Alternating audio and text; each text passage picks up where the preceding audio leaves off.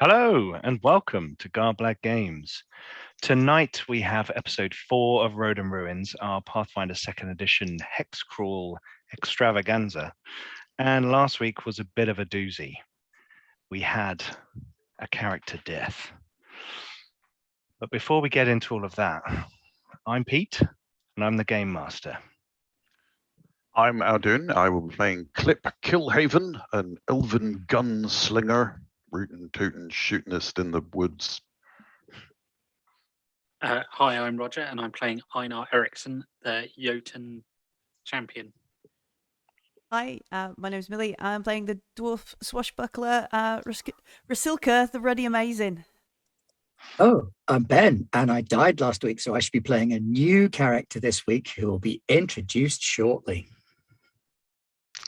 Good evening all, I am Dan and I'm playing LaRue Renard, the Kitsune Oracle. Excellent. Gravy Fox. Excellent. Yes, and as Ben said last week, Crystal Shen unfortunately died. We had the party were heading back from a nearby village that they'd discovered and made safe, and before they arrived back at Emberwatch Tower, they were set upon. Oh no, they weren't set upon. You found the camp of some Braktagar scouts. Yeah, we did the setting upon. And you did the setting upon. And the leading your stealthy intrusion was your dwarf swashbuckler, who was like, "Huzzah! Let us fight!" And there was a really good combat where it was pretty tense. We didn't know which way it was going to go. There was genuine threat because I'd massively stacked the encounter against you, and most of you survived. Unfortunately, Crystal fell. Everybody else was okay, and you managed to get back. Well, I mean, Einar ran around chopping people's heads off and then fell over, probably more from exhaustion than anything else. So the crossbow bolts sticking out of him. Yeah, that's true. That is very true. Big ones with black feathers on them. Proper Boromir stuff. Yeah. Except this time you didn't put him on a boat and push him down a river. But he got up magic afterwards. I mean, I think if Boromir had survived his... We didn't have a boat. Did you get a full Boromir, Rog? Was it 3?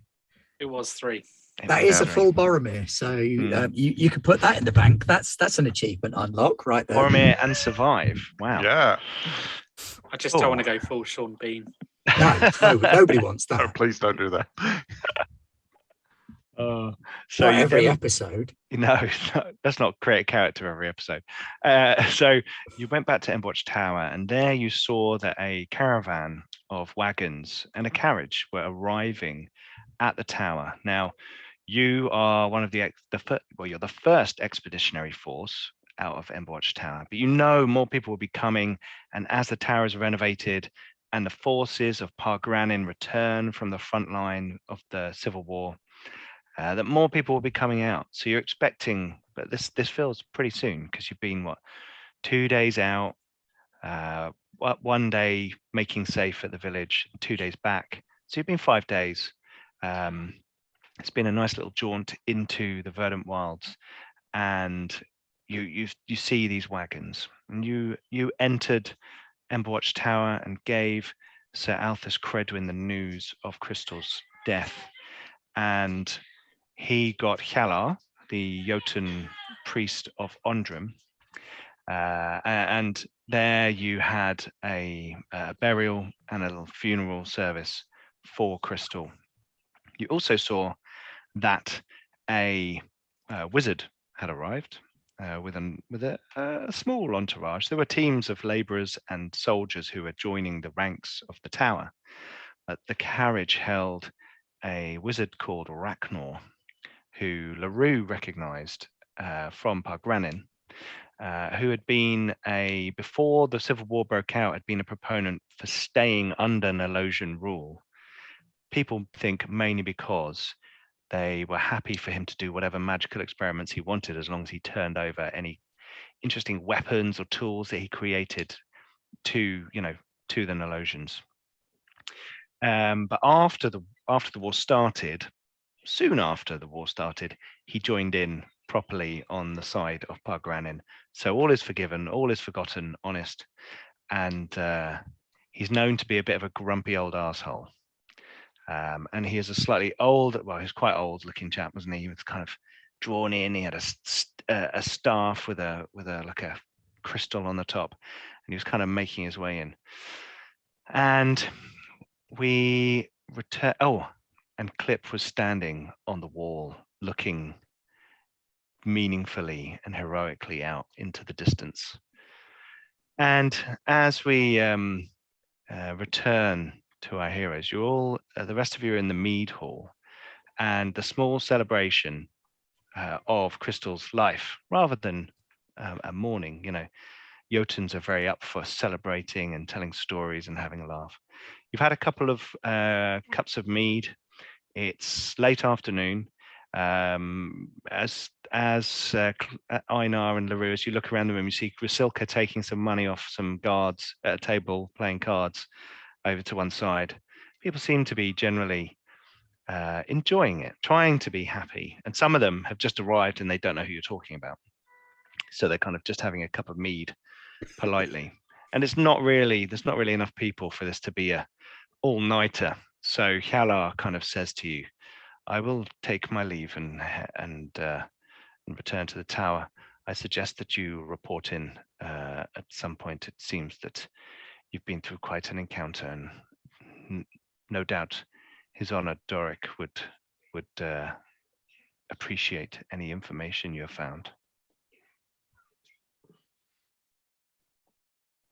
And she leaves. Rasilka, you see the Jotun lady leave, sort of saying goodbye to Einar and LaRue. Clip, are you coming back down at any point, or are you just standing up there all night watching on a vigil? Oh, I'm just going to watch the moons, maybe chat to the boys up here on the wall, make sure they can shoot for shit. Cool. Okay. Like Josen is actually on practice. watch, the young lad that you spoke to before. Hey, boy. And he's looking a bit more serious. He's like, oh, this more people have arrived. It's starting to get busy here. He sort of looks down into the courtyard. Yeah, there's quite a few more people. I saw a wizard. Yep. And he's got an attendant. She but it's, you know, it's getting busier, isn't it? Yeah, can I give you some life advice, boy? Sure. Anything. Keep your eyes off the wizard's assistant. He turns back and starts to continue his watch and walk around the wall. If you taking like your the advice. shape you're in, you want to wake up that way. Like, I feel like this is the point where you would like cut, and Rasilka's like, so I heard that the wizard's got an assistant. Like, it's somebody like, yeah, at the table, and the guy playing cards with you is like, oh, who cares, man? You're just taking all my money. yeah, that kind of stuff. Oh well, like, should we just play for fun? He looks at you really confused when you say It's that. a nice hat. Would you trade? No, I'm not trading my hat. My mum gave me this hat. That's a fearsome hat. Anybody see you wearing that? No, I'm not going to do the Keeps firefly me keeps me warm. Keeps me warm. Yeah. And you see a young lady come bustling into the mead hall. She's got kind of books and scrolls under her arms, and she comes running in, and she goes over to the chap who's running the mead hall. Is actually the quartermaster. And Dave are having a conversation over in the corner. She looks stressed, hurried, and not having a great time. And this is the point where I wish I took the lip reading feat instead of the other feat. Like, Oh yeah, everybody's leveled up, haven't they? Yeah. Yeah, we've got some new abilities and some new stuff going on. Maybe we point out as we go along. Mm-hmm. Cool. Einar and LaRue, what are you doing? You see this young lady come in. She's clearly a new person to Embauch Tower. You can see one of the guys is getting up from Rasilka's table. She's cleaned him out. There's a few of them still there, so she's still playing. LaRue is surreptitiously and somehow stealthily is now sitting next to Rasilka and braiding her hair. Cool. Hair or mutton chops? I think we A little decided bit- that a little bit of Rasilka's got both. like big mutton chops. A little bit of both. She's basically styling Rasilka's mutton chops hair. Going on full like girly best friends, and Rasilka's probably not even noticed that LaRue's there, but it's just happening. I've got a good perception. I've noticed. I'm just, just not making LaRue. Should we have a roll off? Let's have a stealth roll from LaRue. I love ridiculous rolls that don't matter. Yeah. Why not? Hero points galore. Yeah. All right. What am I rolling here? Oh, no, that doesn't even break your perception DC. Okay. I'm going to re-roll with a hero point. Oh. Not having that. That's better. Whoa. That's better. Okay. Do Go I on then. roll? Yeah. Okay. But normally, actually, in Pathfinder 2, you wouldn't roll. What we would do, but I quite like the idea of you rolling for this one because it's fun. He's just But trying normally to what suck would up all of happen- your hero points. Don't listen to him. Is we would 10 plus your perception modifier would be the DC for LaRue. Okay. But why don't you roll because it's fun? 23. Okay, so you don't notice. You reach down for one of your coins, and like some of your beard and hair is being plaited together, and you turn around, and LaRue is right there. I didn't. And I pull my cards like, but not my hair. Like I will let LaRue. Like I'll do that. Yeah, LaRue hasn't got a clue what you're doing. She's never played cards in her life, so she's just like, but she does probably give a little bit away. She's like, oh, what does that shape mean? And starts like Drawing the describing shape. drawing the shape. Like, a fold. Well, that one's only got a 1 on it. Oh, that's not very You've only got good. Does that mean it's the 4 first and the points. best or low? Yeah, I All those fold. pictures are the same. How have you got 6 of them though? Shut up. I found some of your cards on your chair. Did you want those back? Okay, so I know. Oh God, I had to all the explain others to are- my children Londo Malari's gambling thing. We were watching Babylon 5, and it was the episode where Londo Malari was cheating at gambling using his additional appendages Yeah. to steal cards. And they're like, "What's that?" Like, well, Let's not do that. So I know you're standing there and you can see some of your friends enjoying themselves, playing cards or plaiting hair. And the quartermaster's there who Clip on the way out handed a request form. And this lady's talking to the quartermaster. She turns to kind of leave. And What does the room. lady look like? She is about 20. She's got dark hair, human, and she is wearing a kind of short robe, long tunic, somewhere in between those two things, decent boots, fairly nice clothing, but nothing grand about it. So like good quality, but so apprentice style, something you'd expect an apprentice to a wizard to be wearing, It's good quality, but it's not as good as the wizards. So the wizard stands out. All right, I will shout across the room. You come drink. When a Jotun shouts across the room, that is quite a thing. And she turns and looks at you. And I'll it's kind of bang the bench Yeah. next to me, so a resounding thwack as my yeah. hand that's probably about that big hits the thing. Boom, and she kind of feels compelled to come over, and she seems to be curious. You can tell that about her. She's coming over. She's like, "Oh, who's this guy?" And she approaches and she goes, "Good afternoon, sir. So sorry to interrupt your whatever this all is. I have a lot of errands to run, I'm afraid." It's a funeral. You should come drink. She looks around. Oh yes. And she kind of picks up a cup that's sitting on the table. Maybe it was meant for Clip. Maybe it was meant for somebody else.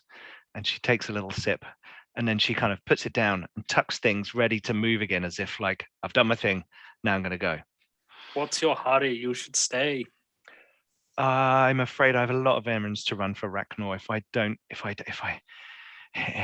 I'm late, he will scold me and will prolong my training. Who And is Ragnar? he is my master wizard out of Pargranim. We've come here to help. She looks like she almost said something she maybe shouldn't do. And my name's Taris, by the way. You are? My name is Einar Eriksson. It's a pleasure to meet you. Einar.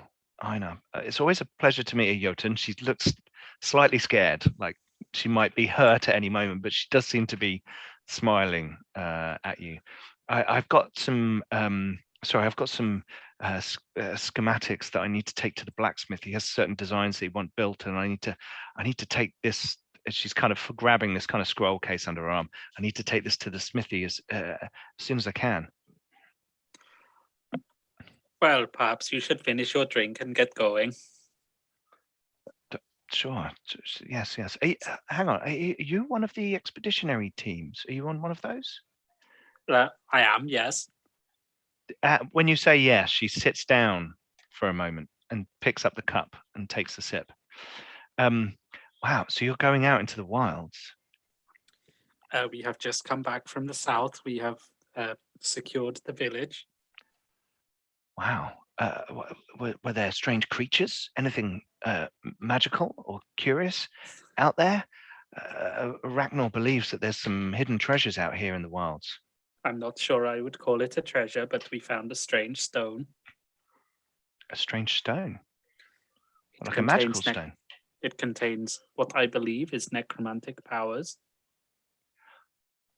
Oh well, you should bring this up with I can tell my master if you wish that you have something strange that you need identifying or looking at. He loves magical items. It's one of his main things. He's here. I may as well tell you, he's here looking for relics out in the wilds. He's come across, after the war and a few private owners, establishments were opened up to the public, shall we say. Some of them had some really old books and tomes, and you know those dwarf books that are made out of metal, those ones as well, with the carvings in. And I mean, he explains it away as kind of bedside stories or I don't know, old wives' tales and myths and legends and things. But after reading those tomes, he did pack us up and bring us out here. You should never underestimate the powers that are in sagas. This is true. I mean, legend is it comes from, there's a kernel of truth in every story, isn't there? I'll fix with a very appraising look. Is your master a good man? Oh, he has a bad reputation because he's a bit old and grumpy and set in his ways. But when it comes down to it, I think he's a good man. Can I tell if she's telling the truth? Make a deception roll. No, crap. What were you hoping to use? I have no idea. Deception is like detecting lies as well as lying. Okay. I will hope. No idea. 12. Well, to be honest, it's a very low DC. She's being very honest, very open. She seems to, like, her brain is elsewhere, so she's not like hiding anything. Yeah, hiding anything or curating what she's saying in any way. If it will win your favor with your master, you should tell him that you found out about this item. Oh, thank you, Einar. That is, this is amazing. He may even show me another cantrip this week. Thank you, Einar. She downs the rest of the drink and she says, I will go and tell him. I'll try and find him after I've taken the scroll case. And she like turns and she takes a step and she turns around and says, nice to meet you. And then she turns around and goes and starts to leave. Nice to meet you too. I'll yell across the room. Okay. There's like a guy by the door. He's like, what? What? So it sort of calms down a bit. People are finishing their drinks. It's still late afternoon, and people are have got a switch watch and all that kind of stuff. So, Rasilka, you find that the other guys are making their excuses and leaving the table, and quite soon it's really just the three of you and a couple of sitting in the corner in the room. What do you guys want to do? I will probably realize that we've not gave Clip any booze or an egg sandwich or Okay. anything. Egg sandwich. That's his favorite. I don't know. Yeah. Fried egg sandwiches are always available in a watch house, aren't they? Yep. So I will collect some sort of food and beverage and take it to my elven associate who is being moody outside. Okay. Rue's gone from braiding Rasilka's hair to braiding Einar's hair. Einar doesn't have much. It doesn't matter. LaRue doesn't seem to need a lot of it to work with. I mean, he's got quite short hair. That could be quite tricky. And she is braiding your back hair. Oh! Anyway, as Rasilka, you leave the bunkhouse. You can see Clip coming down the staircase from the rampart, and is heading towards the smithy, where you can actually see the young lady that you saw earlier on, sort of not running but not walking. You know that. Yeah, that pace. I've got to get there, but I don't want to look out of control or flustered. You know.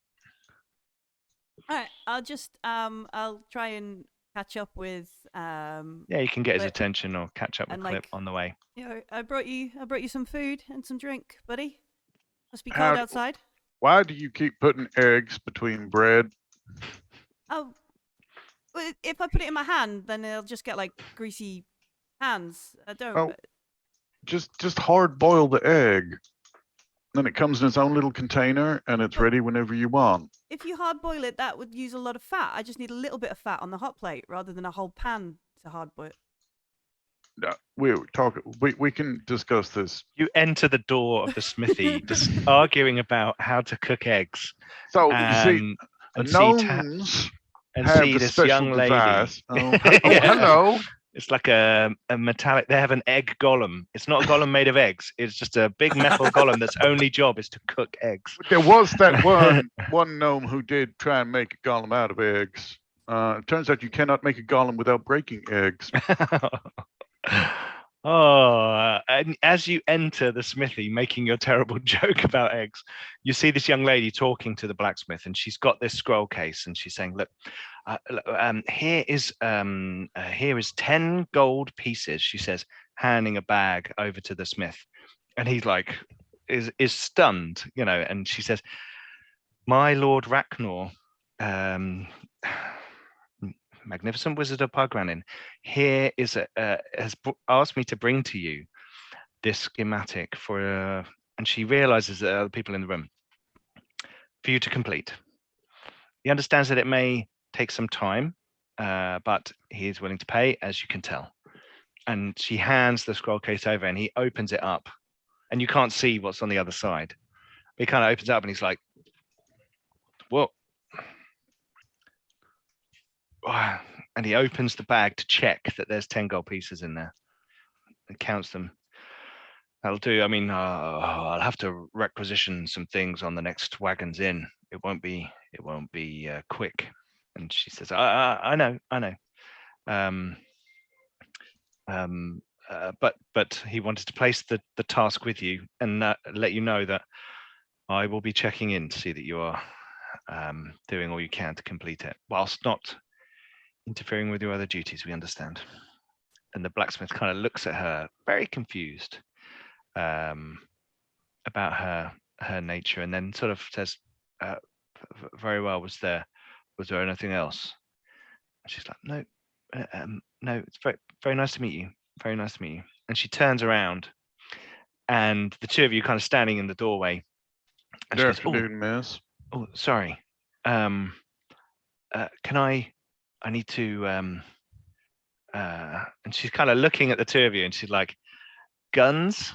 and dwarven swashbuckler. And suddenly, for a moment, she's like, "At some point, I'd very much like to hear your story." Great, right. And I'll take the beer off Cliff and point it towards and be like, okay. So it started like we were on the road to the area, and then we had a friend with us. She's not with us anymore. Like, come, and I'll like reach up to be like, right, okay. I saw the funeral. I spoke to Einar. Yeah. So let me tell you the story, and I'll And you kind of take her to the side. Try and Okay. hustle her away to start telling her story. Okay. So Clip, you walk up to the blacksmith. Good afternoon, Master Smith.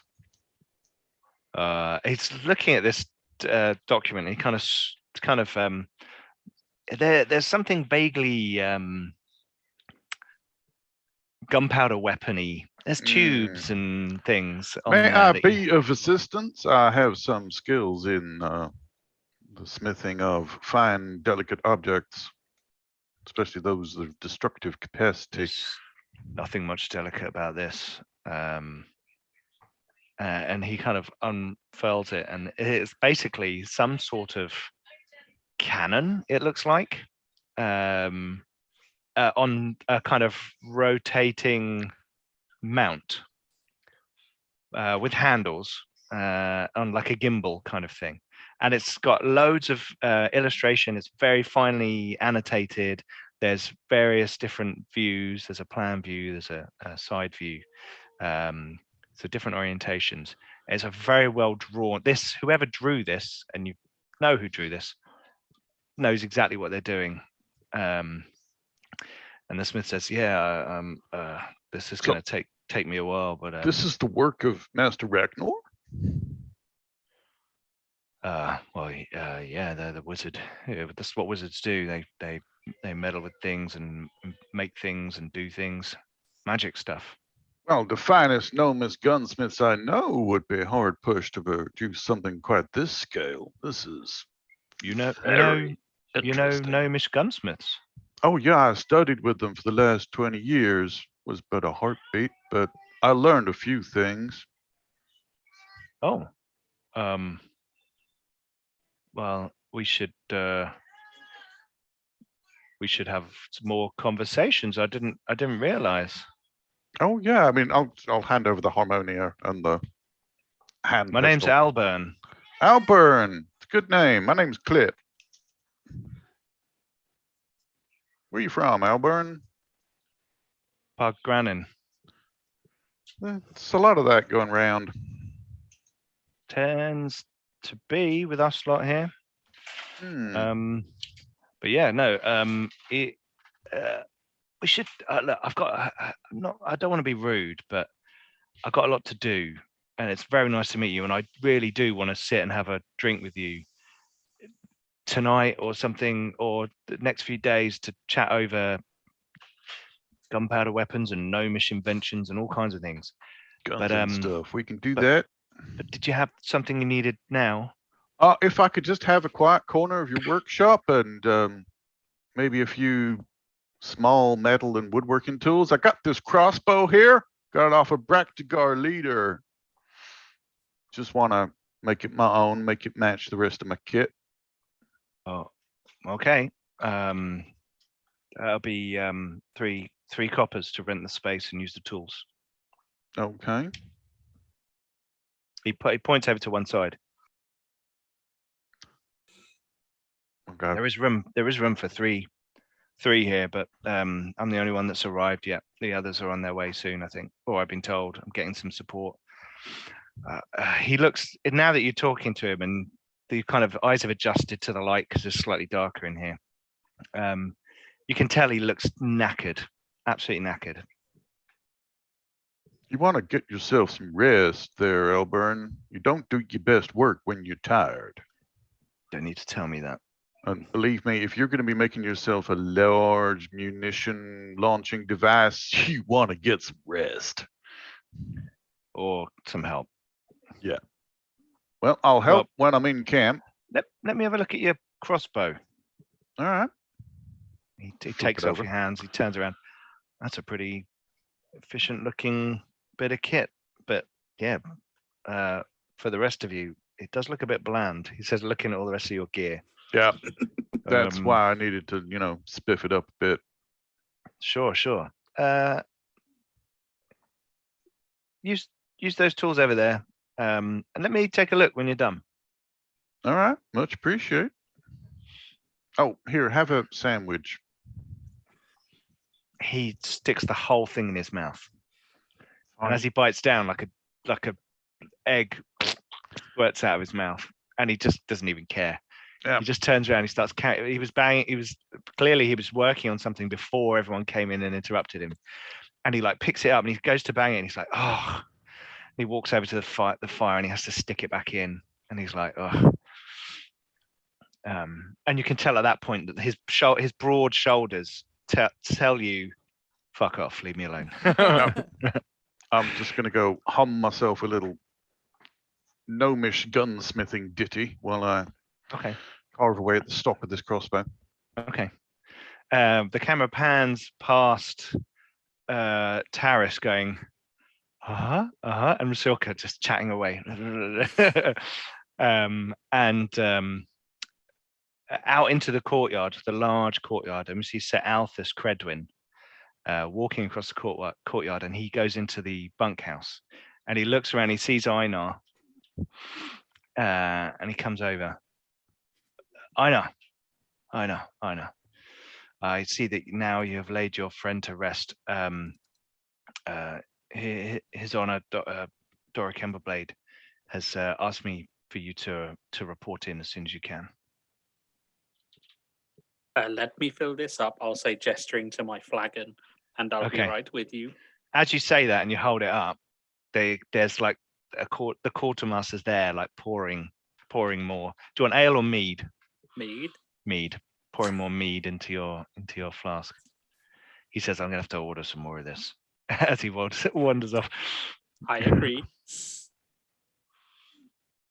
I will also come and out literally from behind, like Einar's huge frame. Like Althus Credwin's like 50, so you nearly give him a heart attack. Pops Like, this little half fox, half human thing. I will also come. He's like Sir Barristan in Game of Thrones. He's that kind of like older knight kind of character. And you nearly give him a heart attack. You said Sir Barristan in Game of Thrones. My brain immediately went Sir Didymus in Labyrinth. Crikey, no well, wonder it is you gave him a heart Pathfinder. It attack. could be. Yeah. Okay, so LaRue, you appear, and he's like, LaRue, yes, excellent. He's kind of looking around the room.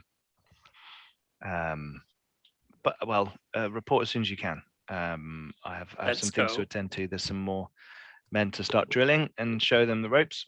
And he walks off. All righty then. I'll look at LaRue. Let's get going. Okay. And just start striding towards wherever I need to go. Just the central more of a skip. The main tower, which you went in before. As you enter the ground floor, if you remember, there's kind of an armory in there, preparation area, storage, and you see three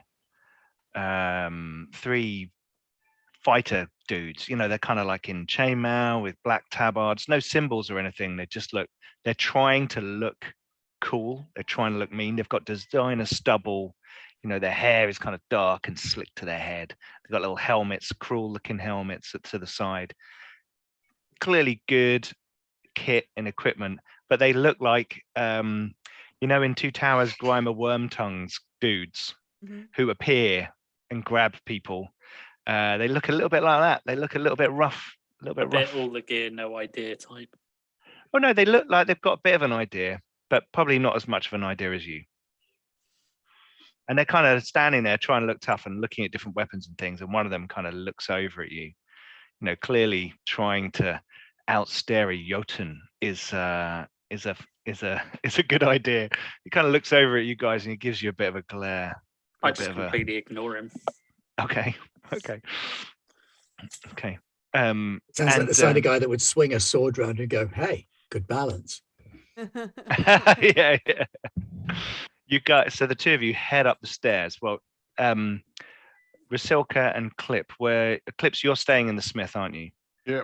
Vasilka, were you going to leave, or are you going to stay there and tell the whole story of your adventure to Taris? Unless the wizard's apprentice like deliberately squirms away, I'm not gonna let her, but I'm not gonna like. You make a diplomacy check to see if you can keep her there.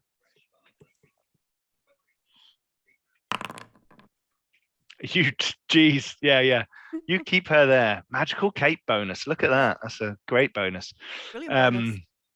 And she's as you see her start to like lose interest or think, shit, I'm gonna get in trouble, I better go.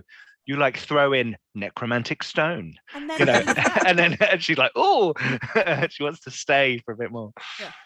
Yeah. Just keep going. Not too far away from like. I don't want to like split up everybody too much, so I don't. That's fine. No, it's cool. It's good that you're like all mingling with the people of the tower. Yes, long regaling of everything with enough like. That's cool. But then, Crystal. At some point, the smith does kind of usher you out of the smithy, though. Yeah. But so you're kind of doing it as you're outside. walking back to maybe over to the bunkhouse. To the bunkhouse, yeah. Yeah. So Einar and LaRue, you go up the stairs in the tower, and as you head up the stairs, you can hear, "This is unacceptable." And you I don't think you've heard his voice yet, but you're assuming that this is probably Ragnar the wizard. These lodgings are completely unacceptable, and if my fucking assistant were here, then maybe she'd have done something about it. But I was expecting to be treated better than this. I've come here offering you powerful magical solutions to some of your worst problems, and this is disrespectful. I won't forget this, Emberblade. And you hear someone kind of shuffling, like an elderly person trying to storm out of a room. There's like, and as you get to the top of the stairs, Hjalar, Earthbound, the priest of Ondrum, is there. And she kind of says, wait a moment. And Ragnar comes out of the meeting chamber and sort of heads down the stairs past you. But as he gets to you, Einar, he stops and he looks at you and he says, "What is it?" I'm going to cock my head at him. What is it? His crooked, horrible finger comes out of the sleeve and like points at the bag on your belt.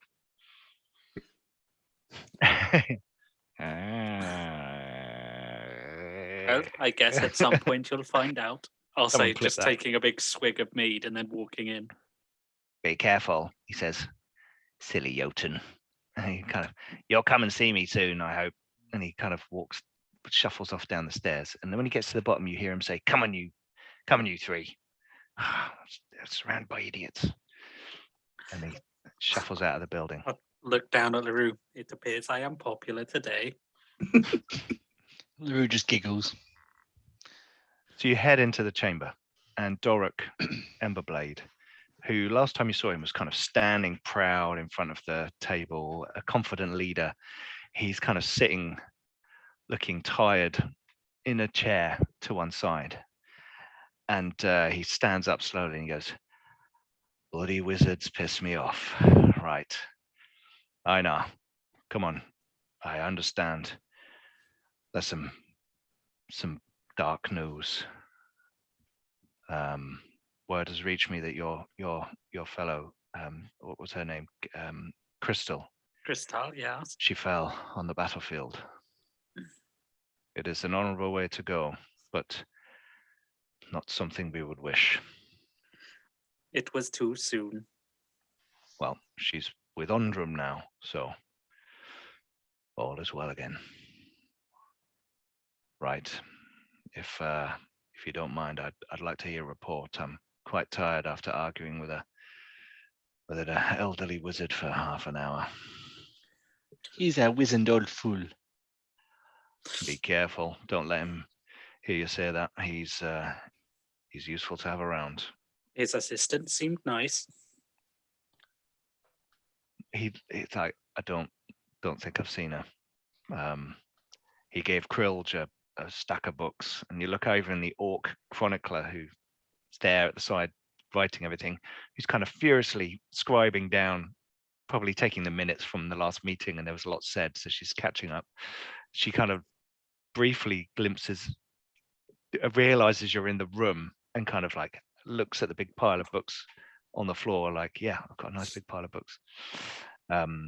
He's got lots of myths and legends and tomes from folk who are hoarding it in Pargranen. Sounds like that could be useful.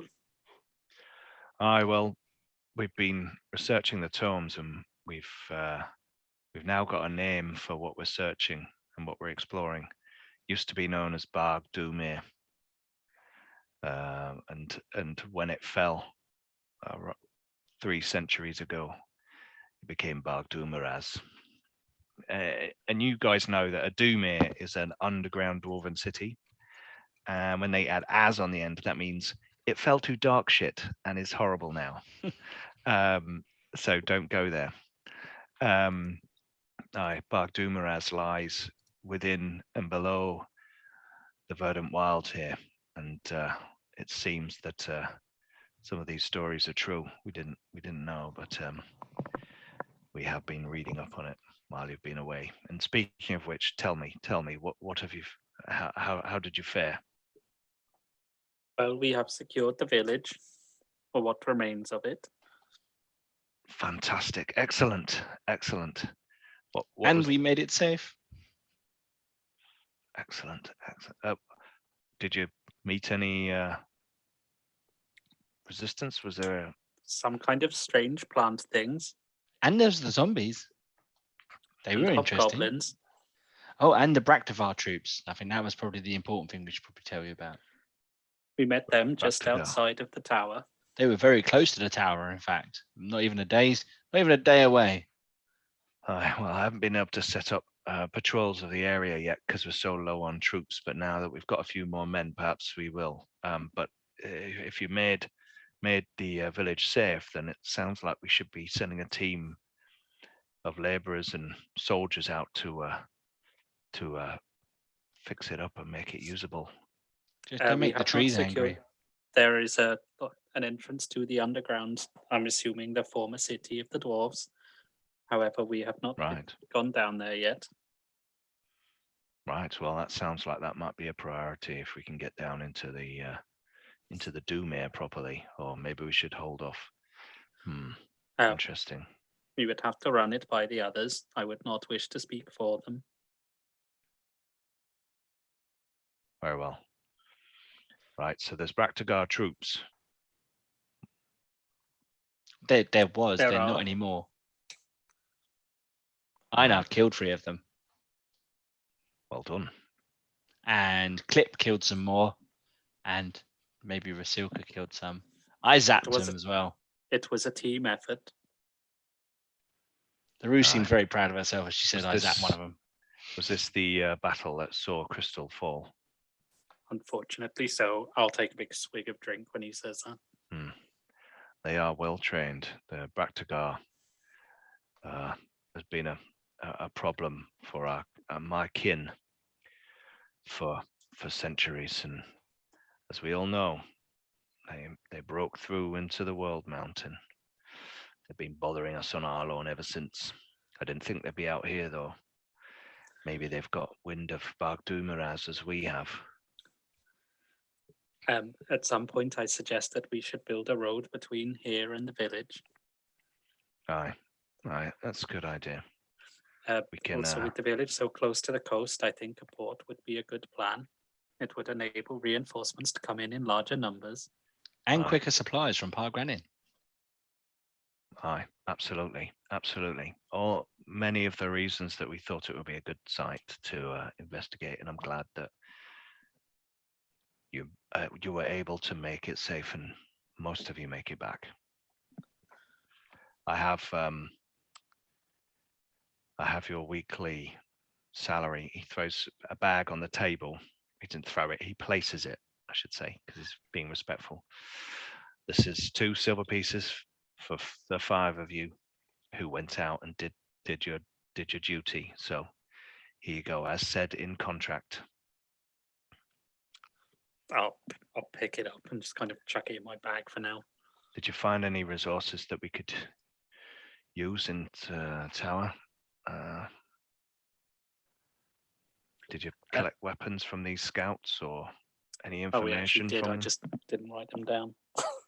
That's cool. Yeah, You, we definitely in gathered the up all the bunkhouse, you got a big sack of like swords and bows, crossbows and arrows. and stuff. That's cool.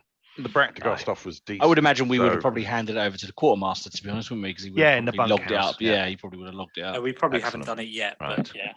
Well, we'll get the quartermaster to evaluate all of that, and as per your contract, you'll get 1/20th in silvers for that as well. That's as good, but yes, we retrieved swords, arrows, Excellent. And- right, various other Shields. weapons. Don't forget shields. shields are handy. Sharp sticks. Whap. Right. What was he? We also found a strange stone that seems, I believe it is necromantic in origin. Oh. Where did you find that? We found it at the site of the village. The plant things seemed very interested in it. Oh, what, life fighting on life? Yes. Right. Where is it? Let's have a look. I'll carefully get it out of the bag, being careful not to physically touch touch it. Okay. You put it on the table, and there's this pale. I'll leave it in my ethereal- hand, but Oh, and like, it's but with on- the sack over your Yeah. hand, and you're showing it like that. Okay. This pale, ethereal, slightly greeny glow emanates from this stone again. LaRue, it's horrible. It's not a nice item. It just Yeah, kind of she freaks you out kind a of bears her fangs out because even though she's in her Mhm. human form, she still has like her fox fangs and stuff. She's like bit. Cool. and backs away from it, Okay. like a cat, like recoiling. But she's obviously a fox. Mhm. Okay. Well, Cat fox. Yeah, like a cat fox. She's hybrid. Ah. That looks. I'm not really an expert in this. I would talk to either Tereth, Kala, or our new friend Ragnar. And when he says the word Tereth, you hadn't noticed, but the elf member of the Lucid Eye who you spoke to before kind of slides out of almost nowhere into the room. Greetings. I am overjoyed to see that you have returned safely. LaRue, who's already on edge from the stone, literally leaps and almost touches the ceiling. But there is no depth to the sadness that I feel for your loss. I appreciate your words. But still They not are having my delivered. magic stone. I wish to talk to you. I believe you had discussed that you were moving on to the ruins next. Doric looks like. Doric Has Einar put the stone away yet? Probably not. Okay. Einar, put away the stone. Kind of shrug and put it away. Terrence says that is probably something more for our wizard friend to deal with. Absolutely. Well, as to Identify. where we go next, I think it will depend on what is of use to yourselves as well as what the others wish. Doric speaks up and he says, Tereth, you know full well that Ragnar's men are heading out to the lake tomorrow. And Tereth sort of doesn't really respond much, but looks more to Einar and says, I know that you are true of heart. I am very interested in where you are going. Doric says, look, our scouts said there was some structure out in the woods there, that ruin. We don't even know what it is. It's deeper into territory. We should go and check it out. Nothing bad's come down that river yet, so there can't be anything too bad up at that lake. Tereth sort of nods. Very well. I will leave such arrangements up to yourself, Your Honor. And it So kind you of steps. think? Sorry, I'll look at the guy in charge. So you think the ruin would be our best destination? Well, to be honest, at this stage, we don't have much intelligence, and it would be good if you could head a bit deeper into the region. I think the ruin is a good site. In my gut, I feel, and I know you know dwarves quite well. As a Jotun, they're very close to dwarves, and you think maybe the earth association is probably influencing his gut more than the water association of the lake. But at the moment, you have nothing to really steer between the two, other than you guys thought of going to ruins, and he's saying, "Why not?" LaRue looks over to Krilge and goes, "What do you think?" It's kind of, she's writing furiously, and she looks up. Well, I think both sites offer huge opportunities. There is a lot in the books about the industrial capabilities of Bargdumir, and what they were finding, what they were delving for, and their cold iron, their adamantine. There was all kinds of weapons and armaments. The stories talk of their soldiers armed with weapons, pure weapons, and joining those forces in Zadumir to fight against the forces of Thuthrox. I mean, a lot of this is fanciful, aggrandizing, as they often do in these stories. But there's clearly something. There's something to these rumors. I wouldn't be surprised if Bargdumir was probably.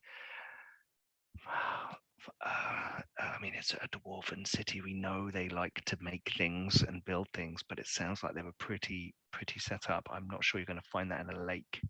However, and he says, I don't know what you would find at a lake.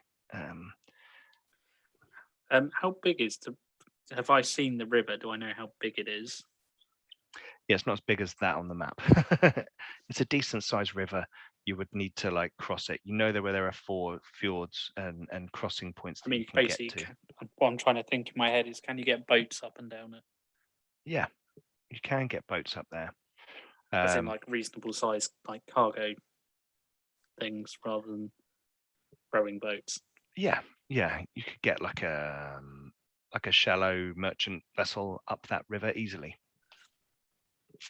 Yeah. I mean, you don't have any boats. No, I was just more thinking. No, just saying. Logistical future goals. Yeah.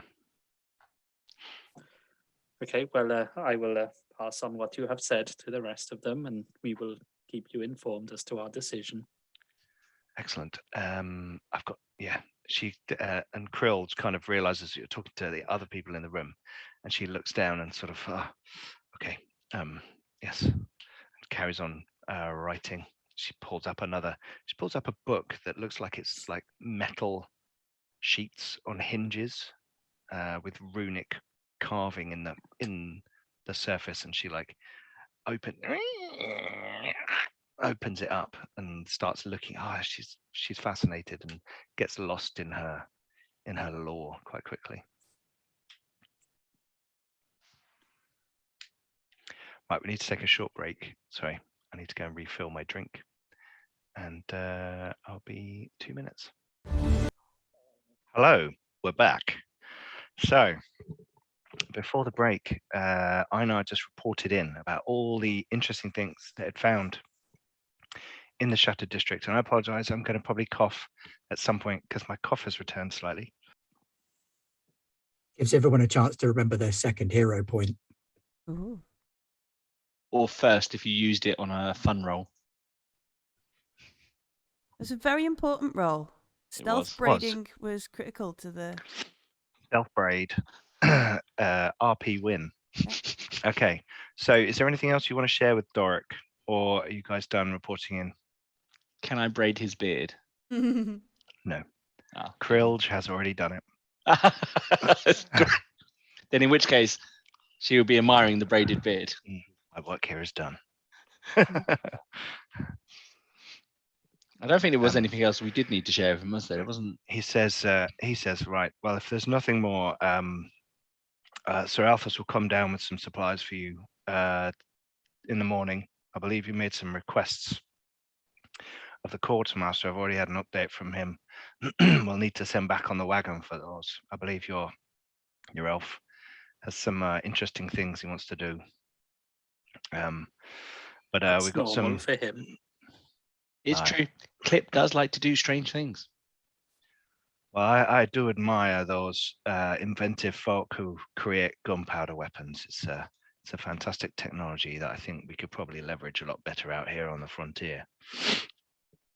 But yes, we're gonna give you each 2 weeks rations, because wherever you're going, it's 6 days out and 6 days back, and I believe you've probably got some food left over from your last expedition. So, and we've had some supplies come in, so I believe Sir Alphys has got a little treat for you all. So I'll leave that to him in the morning. Oh, I like treats. Yay!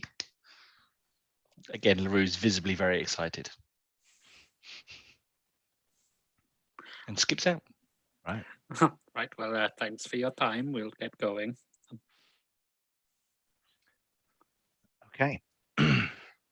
So you guys leave, and as you head down the stairs, you see out in the courtyard Rasilka and Taris chatting. Oh, that's the wizard's apprentice. We should have a word with her. Perhaps it's time for us to show the wizard the stone.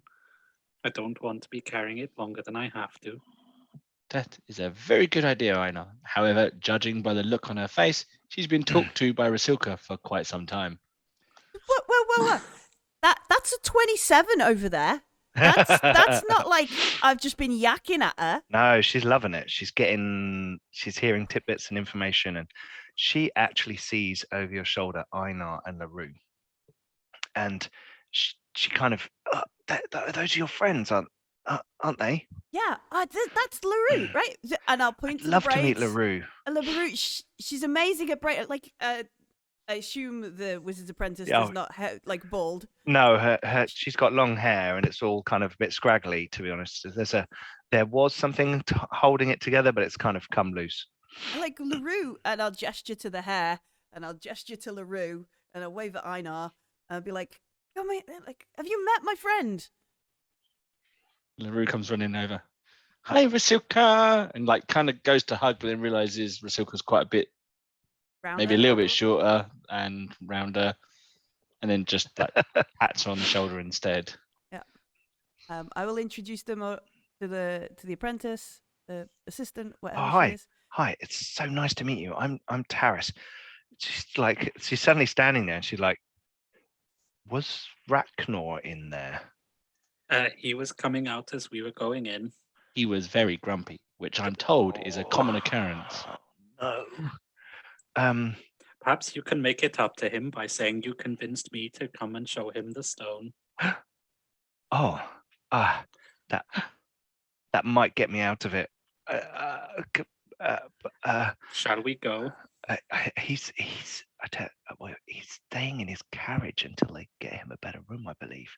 He wasn't very happy about sleeping in the bunkhouse, but I did point out to him there's not really anywhere else to sleep. So he's got a load of cushions and blankets in his carriage, which is kind of parked next to the bunkhouse.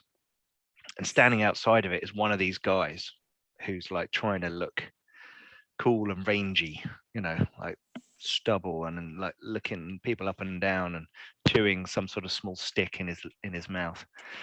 And as you approach, Taris she looks at you guys like, he goes over and can I see Ragnar, please?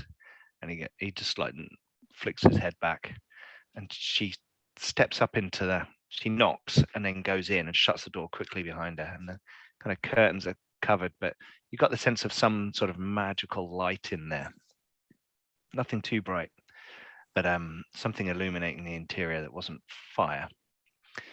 and you hear the conversation because it's it's just a carriage in front of you. It's not got double glazing or anything. And Mordenkainen's magnificent carriage, then. no, it's Ragnar's reasonably priced carriage. He goes, "Where the fuck have you been?" And she's like, I'm sorry, sir. I was waylaid. These people don't yet know how important you are and how quickly they must respond to my requests. But I have delivered the schematics to the blacksmith, and all is well there. Well, where have you been then? Oh, well, I met a Jotun who has some sort of and she goes, can I come, please, sir, come outside and meet them, because I think I've met this bloody Jotun before. And you hear him getting up, and she steps out, and then he kind of shuffles out and stands in front of the carriage. It actually stays on the bottom step of the carriage, kind of level with you, Einar. So it's a good 2 foot up this step. yeah. And he's like, well,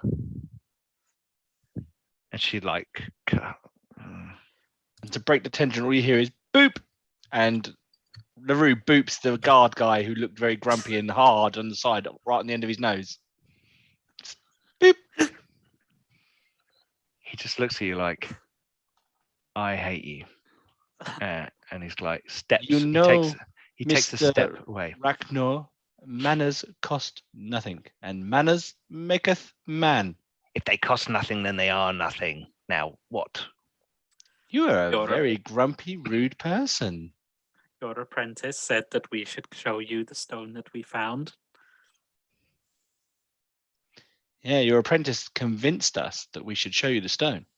Well, I suppose something has rubbed off on her then. Come on, let's have a look at this trinket. What is it you found? Again, I'll take it out the same way I did before, so showing it but still not touching it. And LaRue hisses again. Were there zombies? There were. He says, looking at it. He stands there and he does a little bit of nothing like actually magic, but like a little few gestures and a thing, and he's trying to appraise like the sense that he's getting off of it. Yes, this is definitely some sort of necrotic node. This normally is seen as some sort of shard of Zon, or yeah, perhaps sometimes Valte sometimes dabbles in this area, but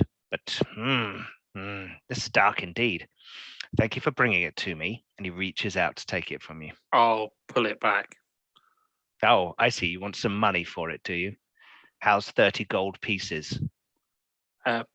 Firstly, I wish you to tell me what it is. It makes zombies. Then why do you wish it? I want to break it. Does he?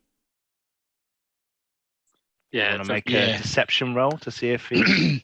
I was going to say, LaRue knows about this gentleman, and she doesn't trust him that much. He's quite good at deception, though, but maybe that's not what he's doing. Who knows? Oh, that good at deception? No, that's good. Not that good at deception. 21, that's not bad. LaRue, you think genuinely he does want to break it? I know. I don't think he's lying. I get the same impression. Yeah, you do. You do. LaRue kind of climbs up on her a little bit to whisper in his ear because she doesn't want to shout that out loud. But she's like, I know. I don't think he's lying.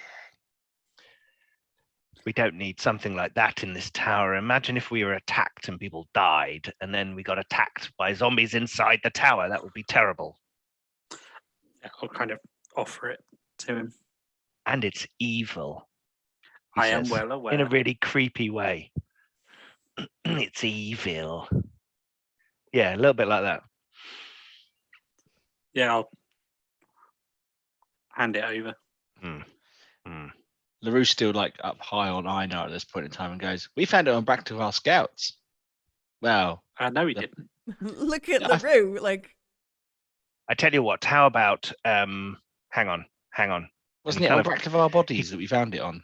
He goes, inside the onion plant man. Yeah, but wasn't it killing? No, they took it off. It was a inside the Braktigar village body. with the Yeah. onion people. Oh, was Oh, it? yeah. It Yeah. took it off It a had Braktigar caused the body. zombies. Right.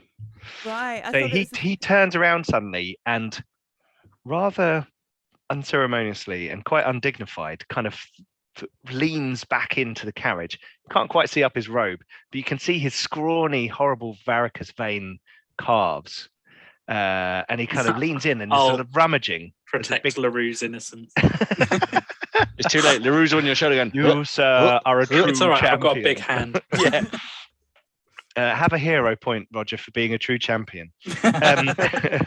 And he leans out and I've had this lying around for ages and I can't really do much with it. It's something that I was going to give it to him, he says, pointing at the guard. He says, but they're pretty nasty, so they don't need these. And he's got like a little wooden crate kind of thing, and it's got a series of bottles in it. There is a green one, a red one, a blue one, a white one. 4 bottles. They work like wine gums. He hands them to you. He goes, "Don't drink them. These are weapons, my friend." He's given you an acid vial, an alchemist fire, a bottle lightning, and a frost vial. Do you just throw them at the people? Yes. Throw them so they smash. And where they smash, you don't want to be near it. I appreciate the thought.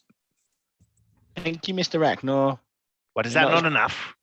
I was not Fine. for He payment. leans in and he pulls out 2 bags and he throws them at you. They've got coins in. I'll catch them still baffled as I just literally said I don't require payment. And whenever he opens the door, you get a sense that his carriage is kind of full of shit, like full of just stuff, and there's like a human, 2 human-sized spaces that people could sit in, and then it's just like wall to wall full of scrolls and papers and weapons and objects and strange things and all kinds of stuff. Well, if we find more when we are out, I will be sure to let you know. You would be wise to. I can't have you simpletons fiddling around with arcane magical items and relics from a dwarven past. Bring them straight to Ragnar. I'll sort those out. Don't you worry. And maybe it ties up with what I've been reading about in my books.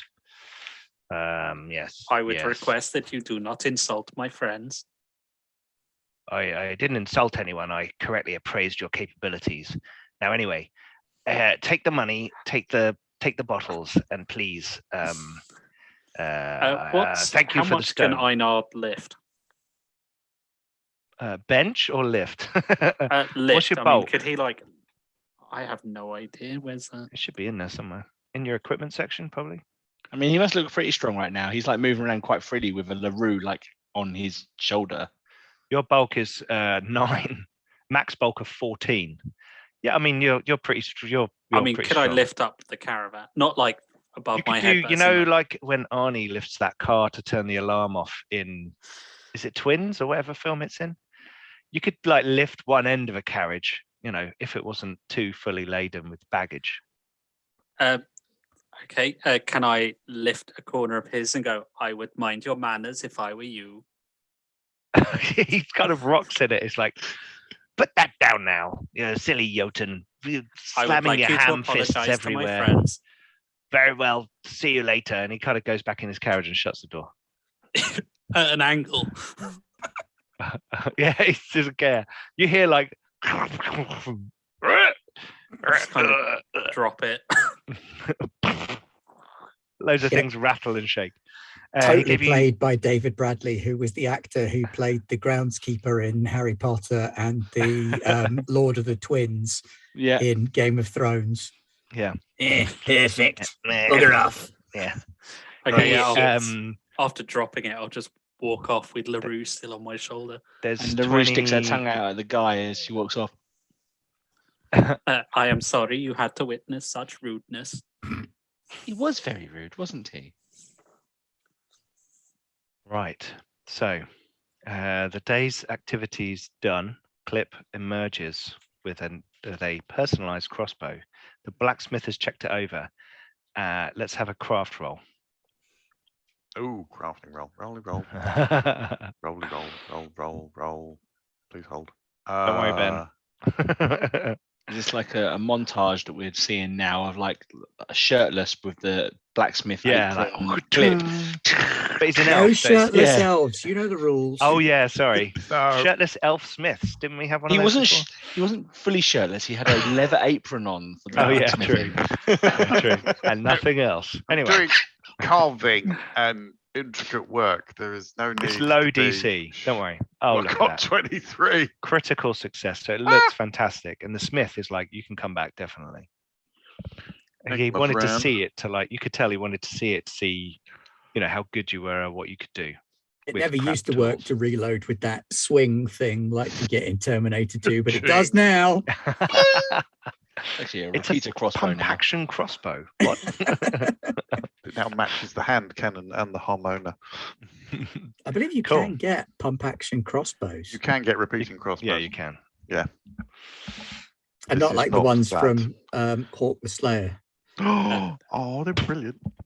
How much was in the bag? It's just called bad thrown editing. at me? 20 gold pieces. Oof. Nice. And we have a little montage then of Clip finishing the crossbow, making it personalized, matching his guns. Einar checking these bottles out. LaRue plaiting somebody else's hair, probably Einar's. Rasilka playing cards and having some drinks, and the sun goes down outside and it gets late.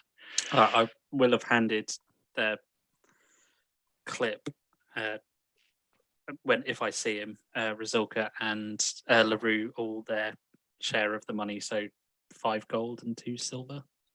Oof. Thank you very much. And I will have shown them all the bottles because, You know what they are. yeah, but what's the chances of me hucking a bottle at someone when I've got like a 10-foot spear? They're Mhm. nice. I think Quite we're so strong, and good. if they're like on the other side of a big gap, you might have Yeah, to throw you an could- exploding bottle at them. All right, I'll keep the fire one and then tell the others they can help I themselves. like it. I'll keep the fire one. Yeah. That's cool. Okay. So, did anybody else want to do anything else before you go to bed? No. Oh, Okay. So, you all go to sleep. Ben, could I have a stealth roll, please? At of chaos. Thank you, my friend. it's not You've got 2 ominous hero at points, all, by the is way. it? So, Oh, hang on. Got to check something first. Oh. Into my feet. hello. Into my feet. Into my feet. Right. Count that. Is that a special kind of feet? It's got some special skills going on. Skills. Bugger the bloody. What? Archives of Nethys. Here we go. Do, do, do, do, do, do, do, do, do. Ancestries.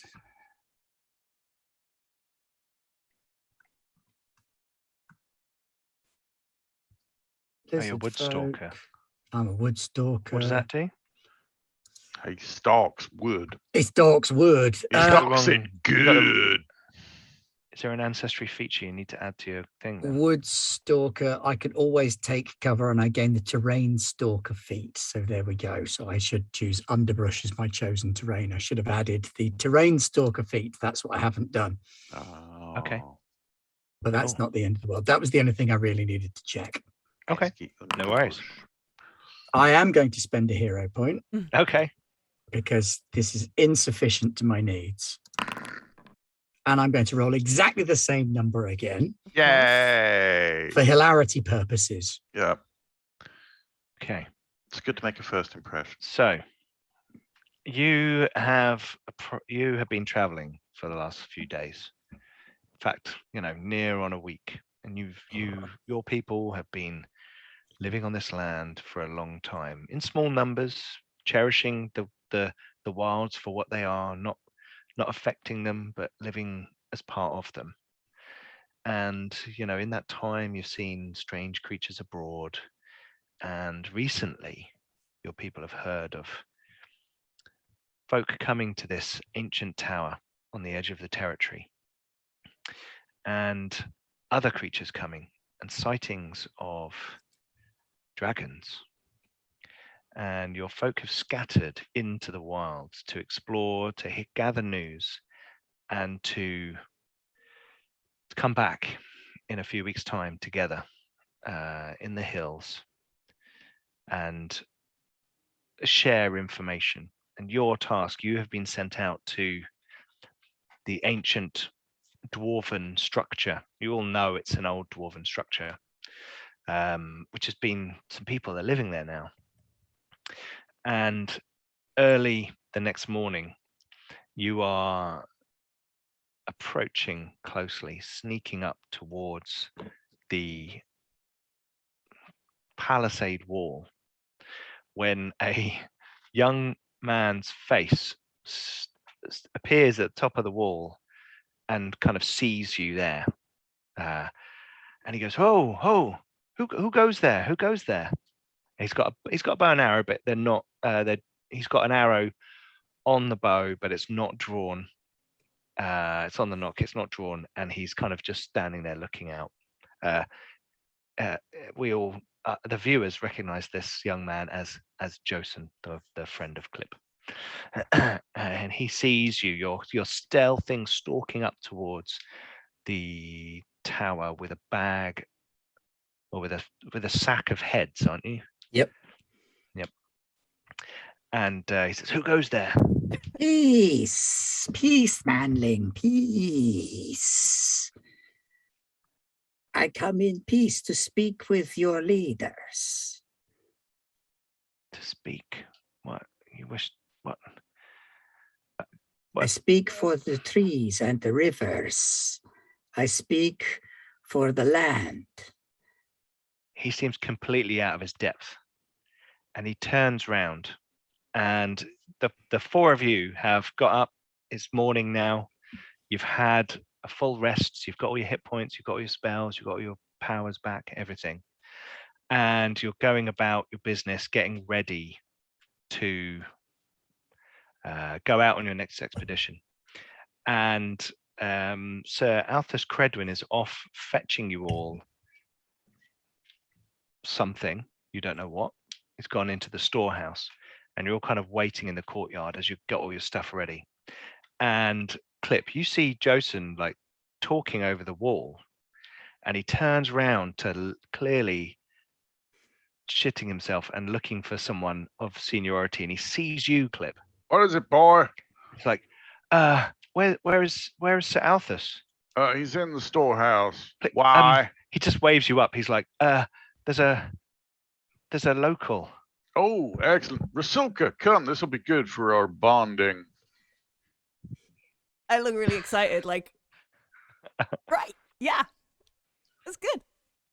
Okay, so the two of you go up to the top of the ramparts, and you look down and you see, Ben, describe your character.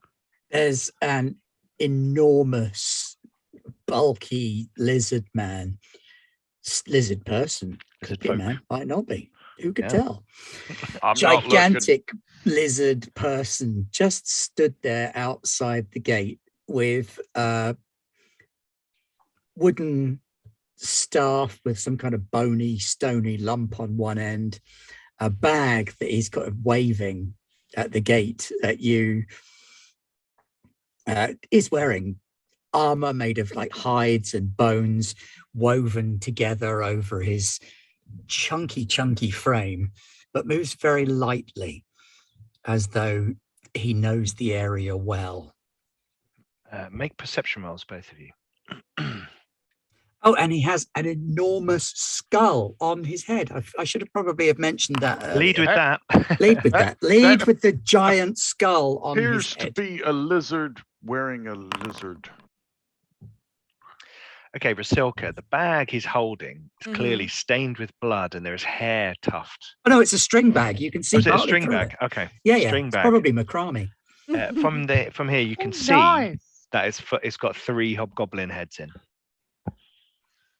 I don't think that's a gift LaRue would like. Can we put that in a sack before she comes up here? I say there, my lizard friend. Good morning. Hello to you, long ears. What brings you to this dwarven tower? Yes, is Tower of Beardmans. Why is Long Ears here? Because the beard people You don't have like looking long at- yeah. gone. Maybe I should hand over to the beard person. Yes, yes, Right here. Beardmans are gone since the time of my grandmother's grandmothers. Yes, many eggs have rolled down the hill since they left these lands. No! The eggs should be protected. I agree. It is very important. Does At that not point, answer the LaRue's question joined and goes, why Yes. you are here. she makes egg sandwiches. I am here to invite you to see, to come, to know. There is great many Beardman's place Yes, we But seek is- such things. is getting very strange. Since the time of the grandmother's grandmothers, there has been nothing. But since the time of my mother, there is scouts and strange beings. And then there is city in the distance. And soon there has been the Sky Kings. And now there is fire breathing up from the ground, from below, from the land of the bad things. Okay, couple of points there. Sky Kings. Sky Kings, the ones who rule the sky. You Mega- call them So Mega Alphys lizard. appears, and he's Is- holding a crate of bottles, and these are full of an amber liquid. And he's kind of he's like, "What? Sorry, what's going on?" There appears to be a lizard person scout of some description has come calling at the fort. They have a bag containing at least 3 hobgoblin heads. yes, that men- heads that are mention- gift. At that mention, LaRue screams because she then sees all these heads in a bag and she didn't notice it beforehand, but now she's like disgusted. And We had Should we wished to look? shield Look, you. clearly you're not meaning any harm here. How about we open the gate, but we keep a close eye on this person while we Yes, talk to them, yes. rather Open than the shouting way over to the wall Beardman for everyone House. around to hear. Einar again will put his hand in front of LaRue. Don't look. It's not a pretty sight. The know, gate it's is too opened, late. and you all come down into the courtyard. And Sir Althus is there, and he says he hands the crate of bottles to Einar, and he says, "Some healing potions for you." And he hands them to you. It looks like mead. Hjallar, Fix the whole thing. Can I open one and sniff one, see if it smells like mead? it smells like mead. Very sweet mead. Oh dear. Yeah. You can have the others. These are for me. There's 6 lesser healing potions in the crate. Now, Sir Althus says, clearly you're a local. We knew that there are recently indigenous, should we say, I had to say it, since Glorim converted this whole area to wild. We knew there would be folk here. Thank you for coming in peace and bearing a gift, he says. Yes, you as are a macabre as leader it here? is. Were they bearing the sign of the stabbed hand? Yes, the hand with the blade. These Yes. are the bad ones. They come from the city they make. The city they make. Okay. Sounds like you might be useful. He turns to the rest of you. I'm going to hand the bag of heads to, I don't know, LaRue's probably the closest. Here, for Sir your team. Sir Althus reaches out and takes them and then hands them off to Josen. Thank you. Thank you. You are the chief? I am the second chief. War leader. Yes. Chief is yes. busy. The chief, Chief is is busy, with, but you are with war the leader. shaman. With Shaman. Ah, yes. Yes. So I'm going to, and he looks slightly uncomfortable. I have to make a decision here. Yes, war leader must make decision. Do you know the local area? Our party here is heading out for a 6-day walk. Six suns Round trip. around the World Mountain. You go to the mesa. Yes, the mesa. The rise. There's we have perhaps There is Old Beardman City. like a ruin. Old Beardman City on the rise has fallen. Okay, yes. Yes, but it is fire. There is smoke There is from smoke. below the ground. Oh. From the other place where the darkness rises. No, don't say that. But it's true. From below the ground, the darkness rises. Okay. I think we definitely need you to go and check this out. Yes. The mesa. I was talking to them, he says, pointing to the other 4. No, you must come. Send your best braves. He looks around you all for a moment. Yep, that's us. That's them. Yeah. That's them. LaRue looks left and right and goes, It's you. You want, yeah, us. But the pointy ear man cannot be brave. He is so small. Okay, look, now I've been He is very brave. polite He's very so brave. He far. interjects that he is very brave. And he's very skilled. he's killed many with his weapon. goblins. LaRue points at him.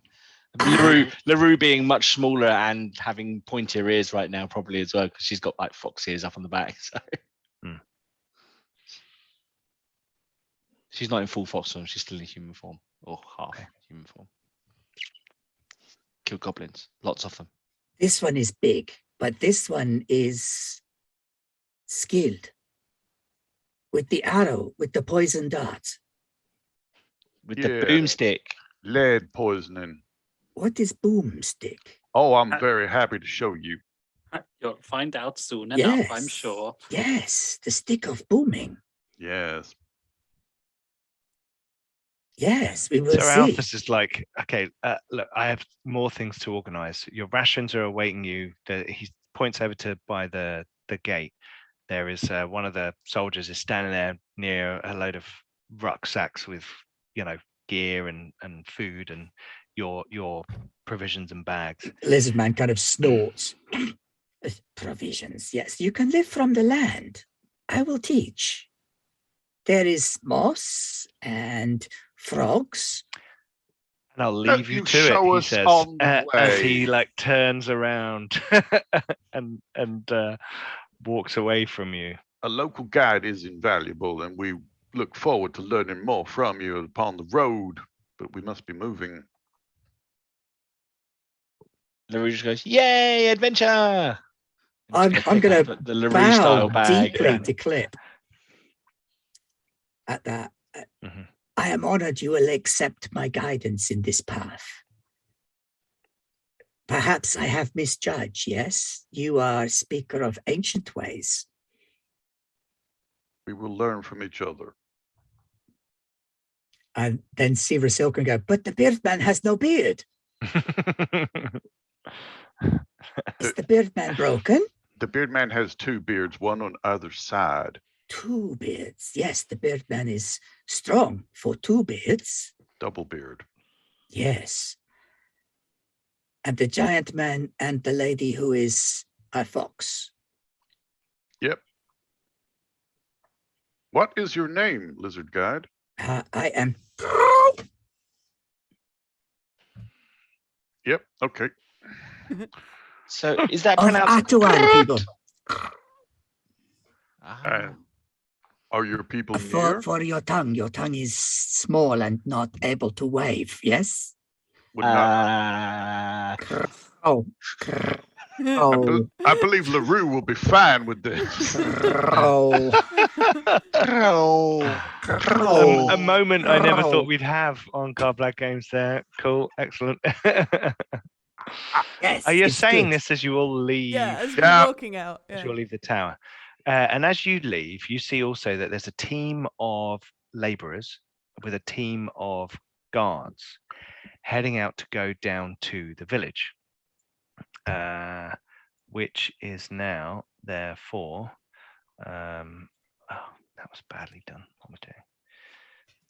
Yeah, when you do let him in, you would also have noticed that staff isn't a staff. It's a redonkulous battle axe, a great axe made of like hardened bone and sharpened stones, just all woven together on this wooden stick. He was just showing you the blunt end to be polite. Primitive but effective. Honorable. As we leave, Clip will kind of salute to Joseph and go, "Good job, son." He's like, he has no idea what he's done or what's happened. He's You did very your job. confused. Carry on. He is your apprentice. It's more like an egg right now. The eggs need protecting. Yeah. She makes sandwiches out of eggs, LaRue says again, pointing at Rasilka. Okay, so now But we're the going to go small over eggs to for the sandwich. hexcrawl. Yeah, the bird eggs. The which is like the eggs of birds. Okay, so I you have prefer a made. larger egg. I love how Pete's trying to wrangle us in here. And we're like, You no. have made. All the depends on the village size of the bird, safe. really, doesn't it? And what we're going to do is, you guys are going to make work rolls for them. Mm-hmm. Yeah, when they go down there, they got a +8 to their crafting, so Oh, that will be nice. useful for rolling on that. And so every time you journey and finish a hex, we'll then do them and what they're up to. Okay. So I assume you're going to go straight up from where you are, or are you going to go? Well, where does our guide say we should go? From here we go straight. We move away from the river and we go through the forest, the underbrush. Yes? Okay, so you want to go to there. Yep. Yes. Okay, so let's bring out the terrain rules for forest terrain. Show players. Bosh. So we don't need to navigate because we are within sight of a landmark. So the tower is there. So remember, if you're within 3 hexes of the tower, or moving within 3 hexes of the tower, then you know you don't need to make a navigation roll. But we do need to make an encounter check to see if you come across anything when you go there. So let's have someone make a flat DC 14. Come on, Scout Boy. What am I rolling? Survival? Roll a D20, Let's roll a D20. and if you get a 14 or more, we have an encounter. Oh, okay. Flat D20. Crikey. Mhm. It's not letting me roll. You get a hero. You've got a hero point. No, I mean, it's not letting me roll. I'm clicking on the dice and nothing's happening. No, just type /roll Oh, 1 yeah. D20. Roll. How long have we been doing this? D20. Yes. Shaboom. Hey, that's an encounter. Would you like to re-roll that? With a hero point? Hooray! No, I bring think it we will on. have that encounter. Okay, let's roll again to see what kind of encounter you get. Another 1 D20. Might be a please. nice one. Yeah, it might. Might be a nice one. Okay, cool. Or it's more hobgoblins. So We're all gonna on, die. on your first day, Yeah. you are. Right, hang on. I need to get something. You are making your way through the forest, and as we know, this forest is cultivated by the mists and rains from Glorium above. So it's thick and verdant and dense, and there's vines everywhere, and the roots are growing over each other. And it's a bit like, have everyone seen the film Annihilation with Natalie Yes. Portman? Yeah. It's a bit like that kind of. It's like there's life everywhere, and it's like super verdant. There's colorful flowers. There's all kinds of things going on around you. So I'm just finding the right. I just need something. So you are walking through the forest, and it's getting towards sort of mid-afternoon. So it's sort of 3 o'clock in the afternoon. Not that you've got a watch on. And let's have a look. You are all making your way through. There's kind of a little stream, not a proper river, but like a little stream flowing through this area. Very easy to cross. There's a few sort of stepping stone type things as you kind of make your way across. Everyone make perception rolls.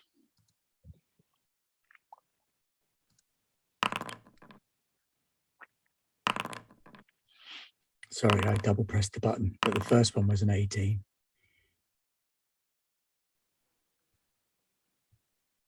No, you haven't made a perception roll.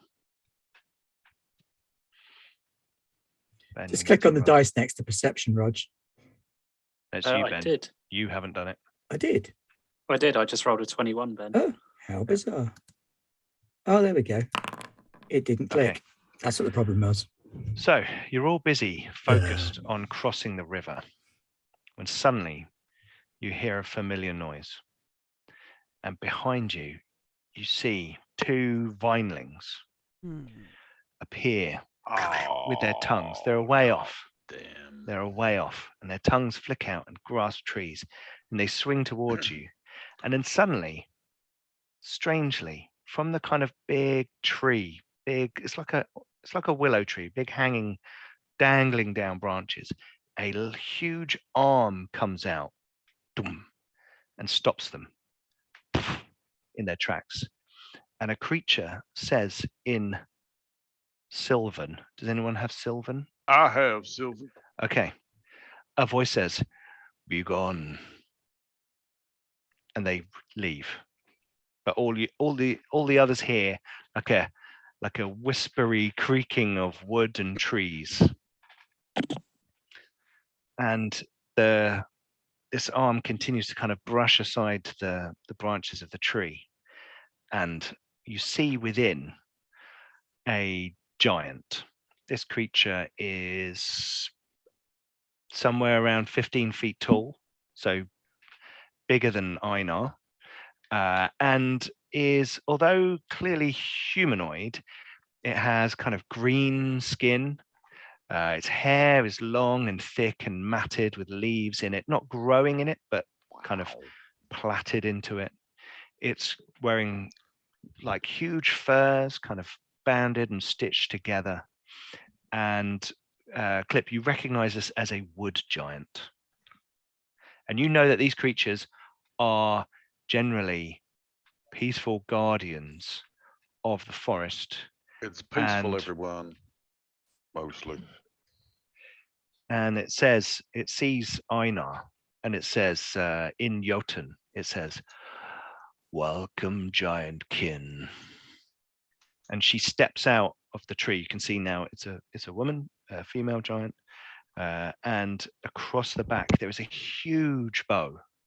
This bow is like 15 foot long and thick wood.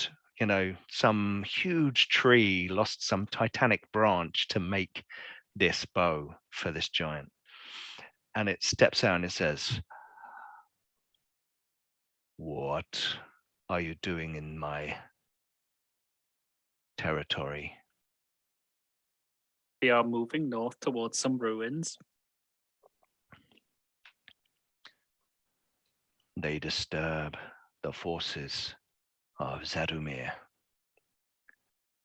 They bring forth the belching and burning. It's now speaking in common because it can see that there's like more of you, and it's kind of stepping out. It's clearly not meaning you any, it's not drawn any weapons. It has what at first looks like a dagger on its belt, but as it steps forward, you realize that this is a sword. It just looks really small on this creature's belt. And it kind of looks at each of you in turn, and it has kind of mossy skin. It looks like it's, you know, been living in the woods for a long time. Everybody make fortitude saves, please.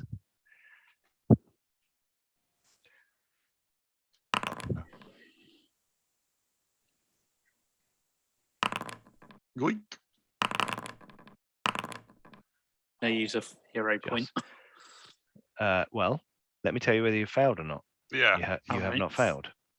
It's not a Oh. hard roll. This is a verdance check. So as you're going through the Verdant Wilds, you have to make sure that the magic of Glorium isn't invading you as well. But you're past. And he says, "You are not of the forest." I take exception to that statement. Perhaps. You're not of this forest. What about the lizard man? He's from the forest. Lizard man is on his knees with the backs of his hands pressed against the ground behind him and his face smushed into the ground. Okay. He repeating something over and over again in Iruxi. She steps over and just puts her hand on your back. And she does this weird throat, like really deep resonance, and you feel it through your body. And you have like a moment of almost kind of religious euphoria as this creature kind of you feel like it's blessing you, perhaps. No mechanical effects, but it obviously feels respecting you. Some of you are more of this land than others. May we pass through your forest? What is your intention? We are here to make the ruins safe. There are creatures there already. Are they evil creatures? You do not know of them. Daughter of the Great Mother, I take these strange ones to the place where the ground is whole. I bring them to cleanse this place. They promise to do away with the darkness and the evil. We will smite any evil we come across. Yeah, we'll smite it right in its face. Lidlas will not be happy if you deceive her. On my holy oath, I am here to destroy evil. He is. He really, really is. He's very good at it too. Yeah. Make a diplomacy check. And either of you can do it, but you can, I think, Crow, you can aid. So does that mean I make the roll and see if it helps? Yeah, you make a diplomacy roll to see if you help. I will re-roll that because that is not going to help. No. Oh, for fuck's sake! Luckily, I have more than How one are you re-roll. doing that? I'm going to use a hero point Okay, use your hero point. as well as a re-roll. That is extraordinary. Good lord. Roll Hey! the same thing in Yep. a row. Okay, so you successfully aid Einar. So Good Einar gets a lord. +1 to get to 19. And she ponders for a moment. She goes, Blidras agrees that you are pure of intent. There are things in the ground that should not be disturbed. Be careful.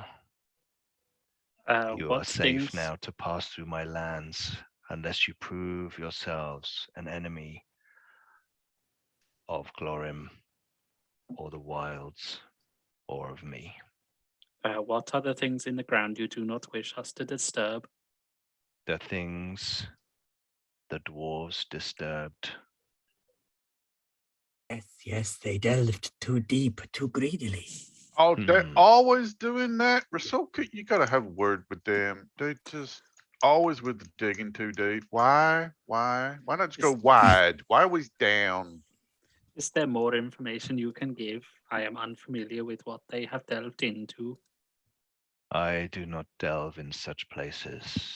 I treat with the land, the surface, the beasts and the plants, and there is much of that here to keep Flidras happy. Well, I appreciate the warning. Thank you kindly. Go safely, tread lightly, respect the forest. Bye bye, Lady Tree.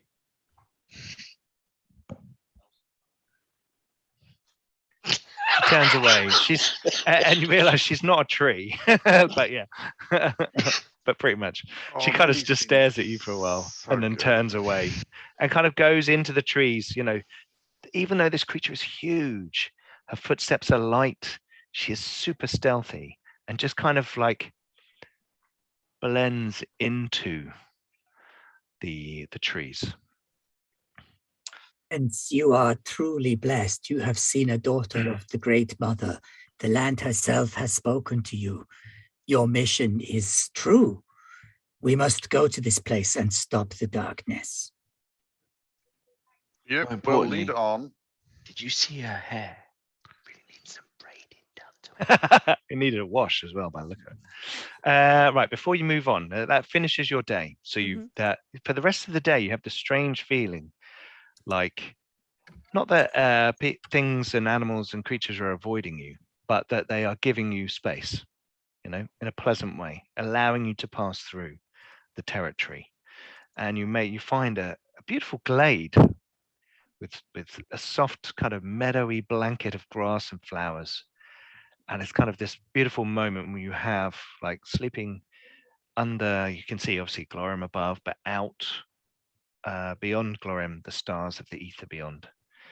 And you have a beautiful night's sleep.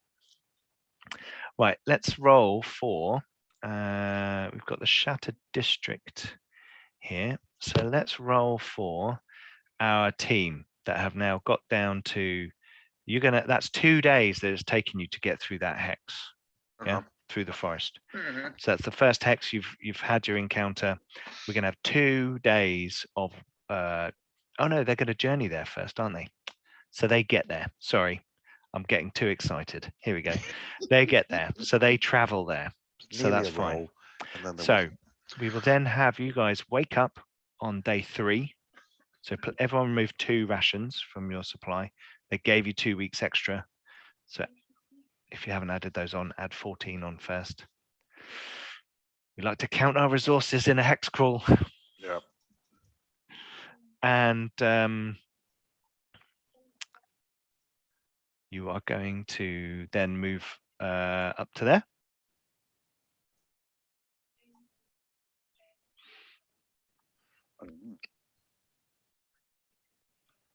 I presume. Yep. Blue hex. We're Okay. following Crow. So we're going to need another Crawl. roll on the encounter. Crawl.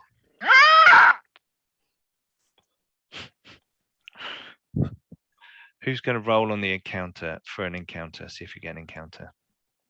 That's just the D20. It is a D20. I wonder something. 14 or more, you get an encounter. Oof. Close. Ooh. Okay, so no encounter Oh, boo. on the next hex. So it takes you 2 days to cross that. You would have added 2 weeks worth of rations first before leaving the tower to whatever you had before.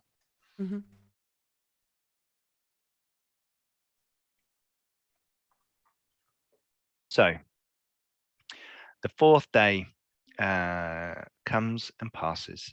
Walking through it, you feel blessed by Vlidras, this wood giant that you've met. Your journey has been beautiful and wonderful. And then on the 4th day, in the distance, you see a thin trail of smoke rising from the trees ahead. Now we will do some rolls for the Shattered District. Got fire in the ground.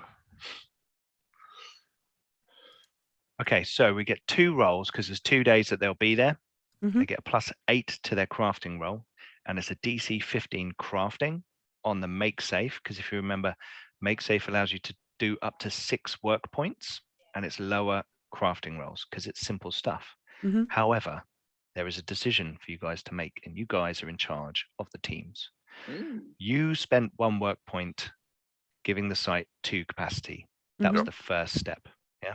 Yep. Now there are 3 jobs that they could do, which cost 5 work points each. They can either increase the site capacity by 5 more, just by sorting out the surface structures. They could make the surface structures tougher and increase the armor class and add hit points.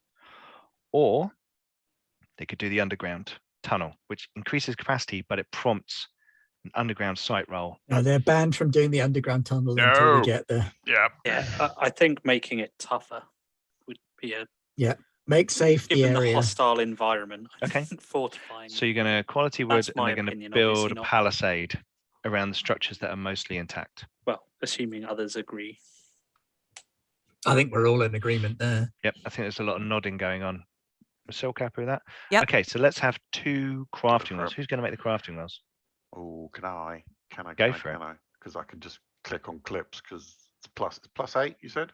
Yes, Oh, that makes life easy. because a team of labourers is led by like a craftsman who has a higher score. Oh, which not do I get to use my hero point if I get horribly wrong? Oh, it did. Hey, that's not Wow. gone wrong. That's great.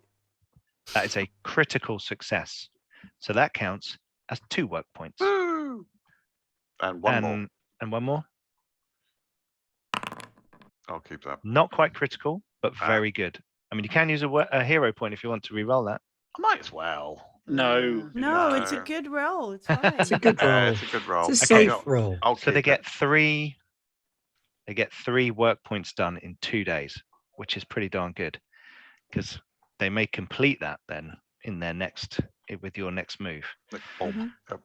Okay, so we're gonna. It takes you a couple of days then to travel to the ruin site. Now, luckily, you have Crow with you, and what that means is that you. Crow knows a particular rise in the area, which allows you to view this place from afar. And as you've spent the 2 days traveling there, and basically you don't need to roll for an encounter because there is an encounter, but how you deal with it is up Who's to been you. brave enough to eat whatever Crow's been cooking? I think they're all eating their rations. Can't I you see the got rations hardtack and disappearing? jerky. Mhm. I have a big pot. I fill it up. I cook stuff every night from the land. Just picking add things more up in. as you It go. just keeps going. Oh, You know, fine. there's frogs.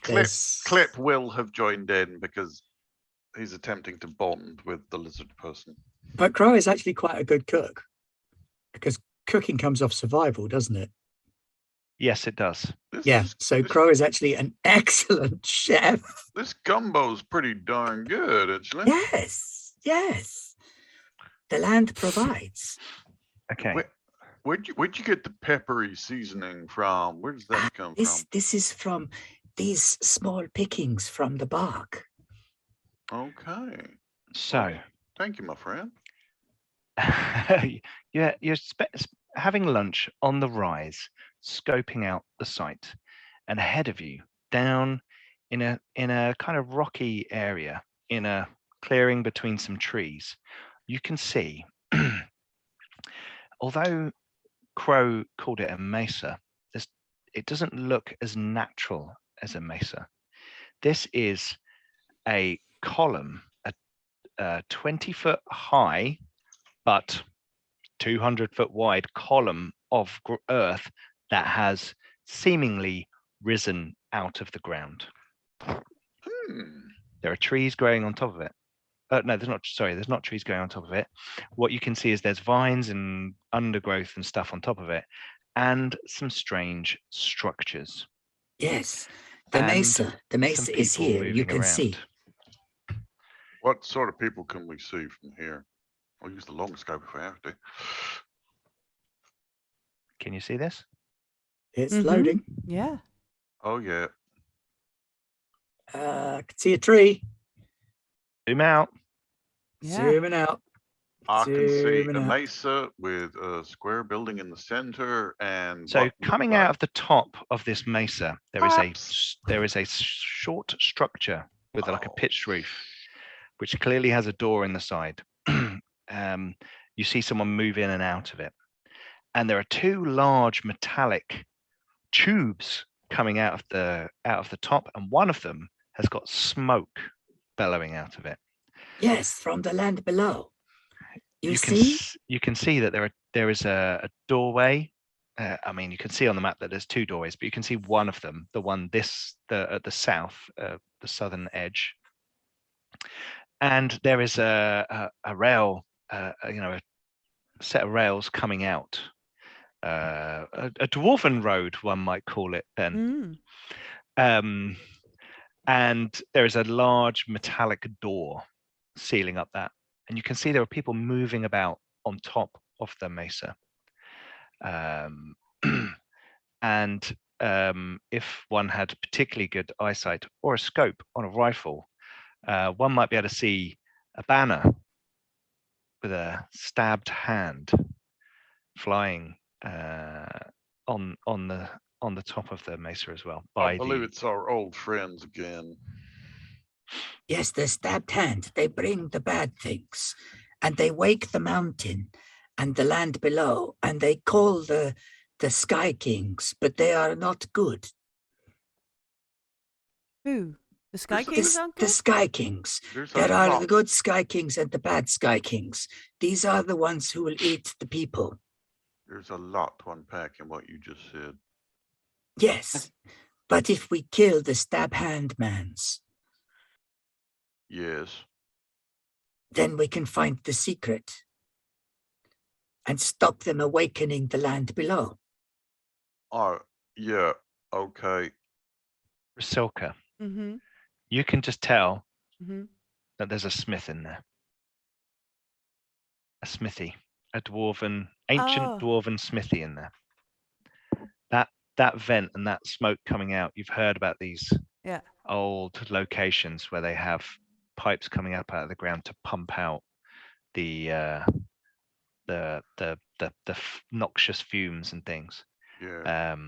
And the rail for quick transportation and the security of the location just speaks to you of like a dwarven, like maybe a war smithy, one created for churning out armaments. I will relay this, but probably in a slightly more fancy fashion. Might take me like 10, 12 minutes to wind up to the point. So this is a mighty piece of dwarven engineering that will be producing armaments and armature for our most evil of foes. Maybe. What happens if we block the vent? I'm not an engineer, but You said poisonous fumes, so I'm thinking if we block that vent, then we don't have to shoot them all. I mean, they will not stay inside if there is poison air. Well, then we stand outside and we shoot them all as they come out. I mean, yeah. It's probably not the only vent, though. But that's the one that's spooming out. Well, it'll be the primary vent, though, won't it? Would they not have like secondary and thirdary? Yeah, vents? let's have an engineering conversation. Yeah. Two beards is wise. Two beards is many things. Two beards. That's the new name. Look at two beards. But look, obviously, engineering and stuff was not my forte. Okay. Back home, but I have, I've heard about them. And what would happen if we dropped all those magical bottles in the vents? Oh well, and I've been making some more while we've been journeying. So we've got a couple more alchemist fire and some tanglefoots. We could walk in there and see what happens. I mean, yeah, worst case scenario, we blow everything up, including the mesa that it's risen from, and we just make a new big hole here in the middle of the land. That's all right, isn't it? It can fill with water and become another lake. Yeah, and then the creepy guy from the tower will be happy. Oh, I don't think he's ever happy. I don't. Yeah, creepy and happy. Well, we don't want to damage the interior. I'm assuming that it will want to be used after we're done. But is there not a hole inside leading to the land below? Probably. There may well be. We need to clear the area and then decide how we go forwards. Our first priority should be dealing with those on top, assuming they are bad. They're practical hobgoblins, so I'm gonna go. In which case, then yes, we will deal with the ones on top. And they have the banner of the stabbed hand of the evil god. So All A signs talon. are pointing towards evil. So at dusk, we strike. So you can Yep. see the whole map because I'm allowing you to prepare like where you want to come from. And you can come from the north or the south, the way the ridge is set up and the valley How that high it's is in. the? How high is the? 20 feet. 20, What's your leap now? not 20 feet. Damn it. If you stood on someone. If you look There's at a them, ladder. if you zoom in on them, Yeah. Oh yeah, there it is. says plus they 20 say plus feet. 20 feet. And they've got some sort of palisades as But well. you know, there are so- stairs. A couple of palisades, there's Yeah, but ladders, that's a bottleneck. Yeah. We there are should climb. trees around We- for cover. Some of the rocks are large enough to hide behind. We should climb the rocks at the side where they do not expect. We should take the time until dusk to observe. Is that see if clear? they- They're on a raised Yep, area yep. of land. Yeah, Cool. Can hobgoblins see in the dark? yeah. Make Very a. sure. Everyone make a. Here's your- Is there a nature? There is a nature. There is absolutely Everyone make a nature. nature roll. Don't know why I'm doing that. I can just click on the bloody thing in the book.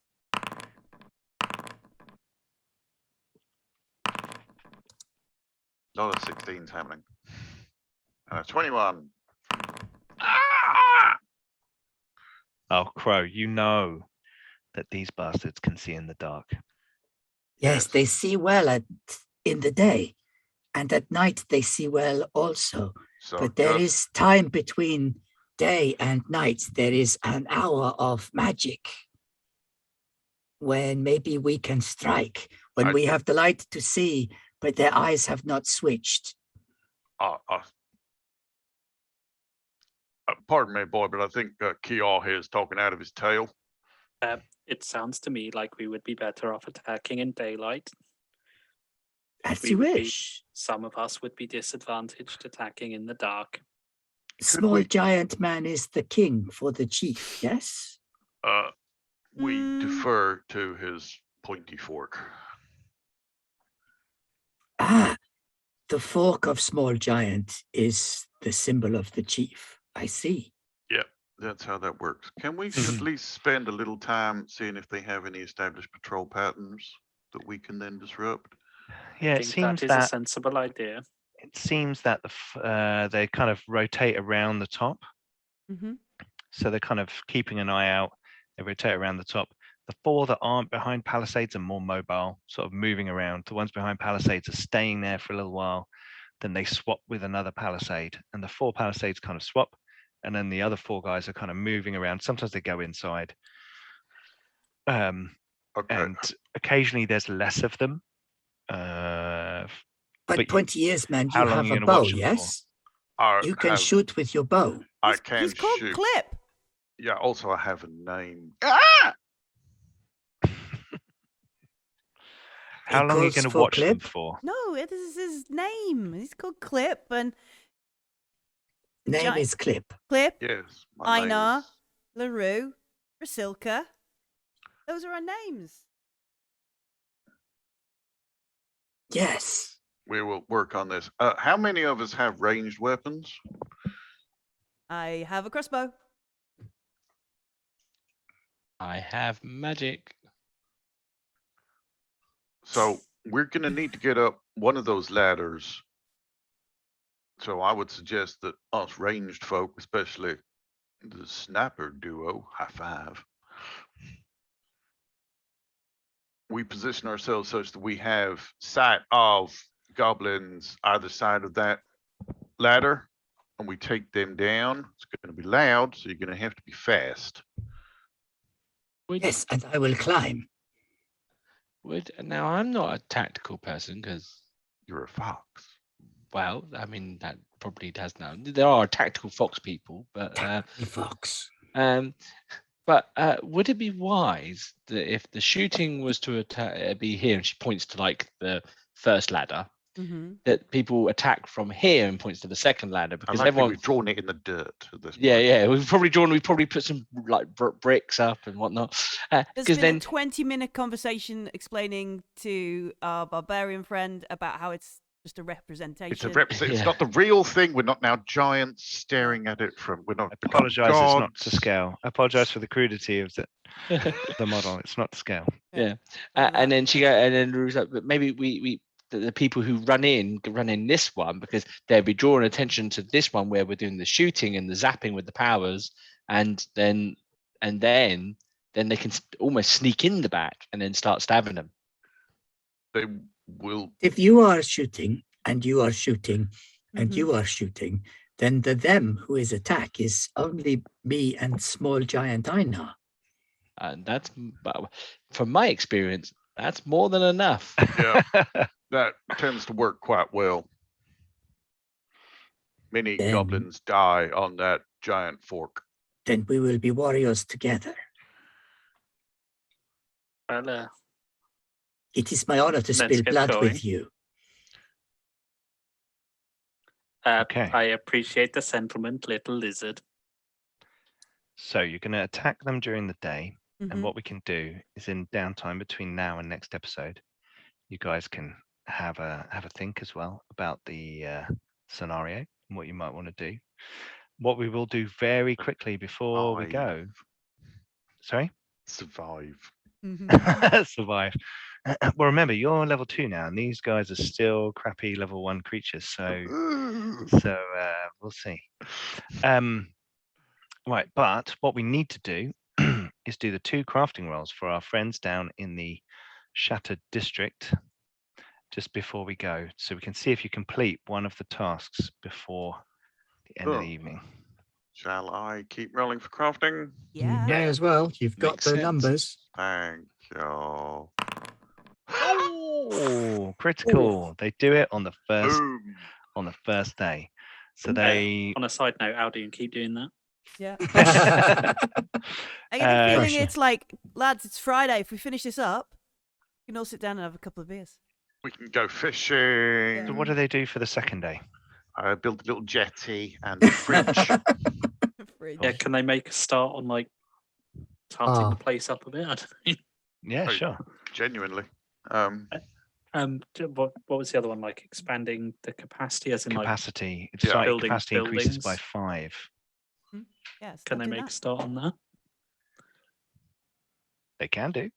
Might as well. I mean, Yeah. what do you guys think? I That's mean, tarting it up a bit. fortification or like build structures? So they've done 5 so far, haven't they? But so they've And secured it's not the like they can site. research laser technology, is it? So Yes. they've finished make safe as well. So basically, they've done all the easy stuff. Yep. So now you need to complete make safe. That's fine. And now it's a DC 20 crafting roll because What, to it's do more make safe or to do anything? to do more work points and to pick a new thing. So you're going to need a DC 20 for your Alright. second improvement. Well, I have rerolls and hero points, so That's cool. shall we? Yeah. Go for it. Do it. Do it now. Oh, I'm There gonna need a you go. reroll. I will take a reroll. Oh. Blimey. Well, I didn't get 20, so yeah. Oh. Oh, I've got a reroll. go for it. Might as well burn them now. Hey! Cool. So 2 more. Okay, they love it down there. All right, builder guys, slow your roll. We've still got to get back and get to you and get down the hole. That is impressive building. So they have already completed one of the additions. So they've made the site more defensible. So it's now armor class 20, 200 hit points, hardness 8. Oof. So it's defended well, and they can survive an attack, which is good. Mhm. And they've started on increasing more capacity by the other buildings in the area, making them safe and improving them and those kinds of things. So Oh, well, we can excellent. move the wizard down here. Yeah, He can have his own village. it's a There you much go, you got better your own idea. village. A whole village Oh, all dear. for Oh, him. dear, don't do that. So, okay, so as we finish it, our village is being improved. You guys are out scoping out the plundered smithy, and we are preparing for a tactical combat for our next session where you guys storm the smithy. Okay, right. Well, thank you, everybody. That was a great session. I think we'll leave it there. Thank you, everyone, for joining us in chat. Thanks for all the bits and lots going on. Non-anomaly, but is there a shrubbery? I think there is at the village. I'm assuming they've installed some shrubberies and some nice planters. On multiple levels. And a nice little path going between them. Apparently, I annoyed someone's cat tonight. They were trying to bite my head off on the screen all night, but hey. Nom, nom, Oh, nom, nom. Naranid Zeka. Sorry about that. Just Sorry look- about that. You do have quite a biteable head. That's true. That's true. Like we're talking Lost Boys know, biteable. It mean, looks it was a- tasty up there. It was a common problem when we were in the studio. Absolutely. Roger kept trying to nibble on my scalp every time. But thank you very much, everyone, for watching us. If you are watching on Twitch, don't forget, this will go up on YouTube shortly. So come and give us a view and a like on there. And if you're watching on YouTube back later, please come and join us on Twitch as well. Loads of cool stuff going on in the chat. Don't forget to check out our Discord. And we're 2 people away from 600 members on the Discord. Ooh, So just a wow. couple more people, and that will be awesome. There's loads of conversations going on there, and sometimes we talk about role-playing games. And then finally, our Patreon as well. Just gave away a load of the maps that I used, created in this game. Forest Encounter 2. I will be giving away the Plundered Smithy, including the interior map. Ooh, spoilers. Mm. And Forest Encounter 3 and the Shattered District. They'll all be going on the Patreon at some point, all preloaded with the grids matching, with the walls and visibility stuff loaded, so you can just literally import it into your own game in Foundry and use it straight away.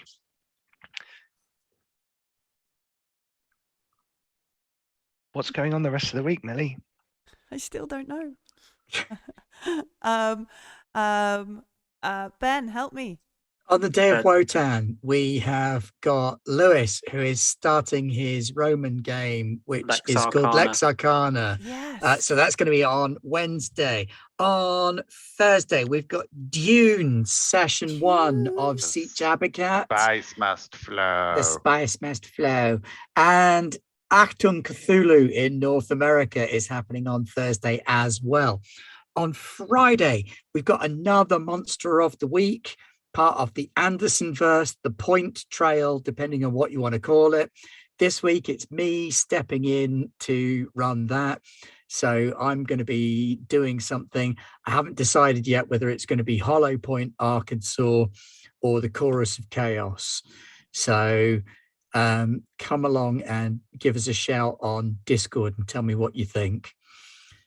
But that's this week in Garblag. Yeah. Excellent. Excellent. Thanks, Ben. Sorry about that, though. Had to hand over for a minute. Cool. Thank you very much, everybody. Thanks for watching. We've been Garblag Games. Stay safe and happy gaming. Happy gaming. Bye-bye.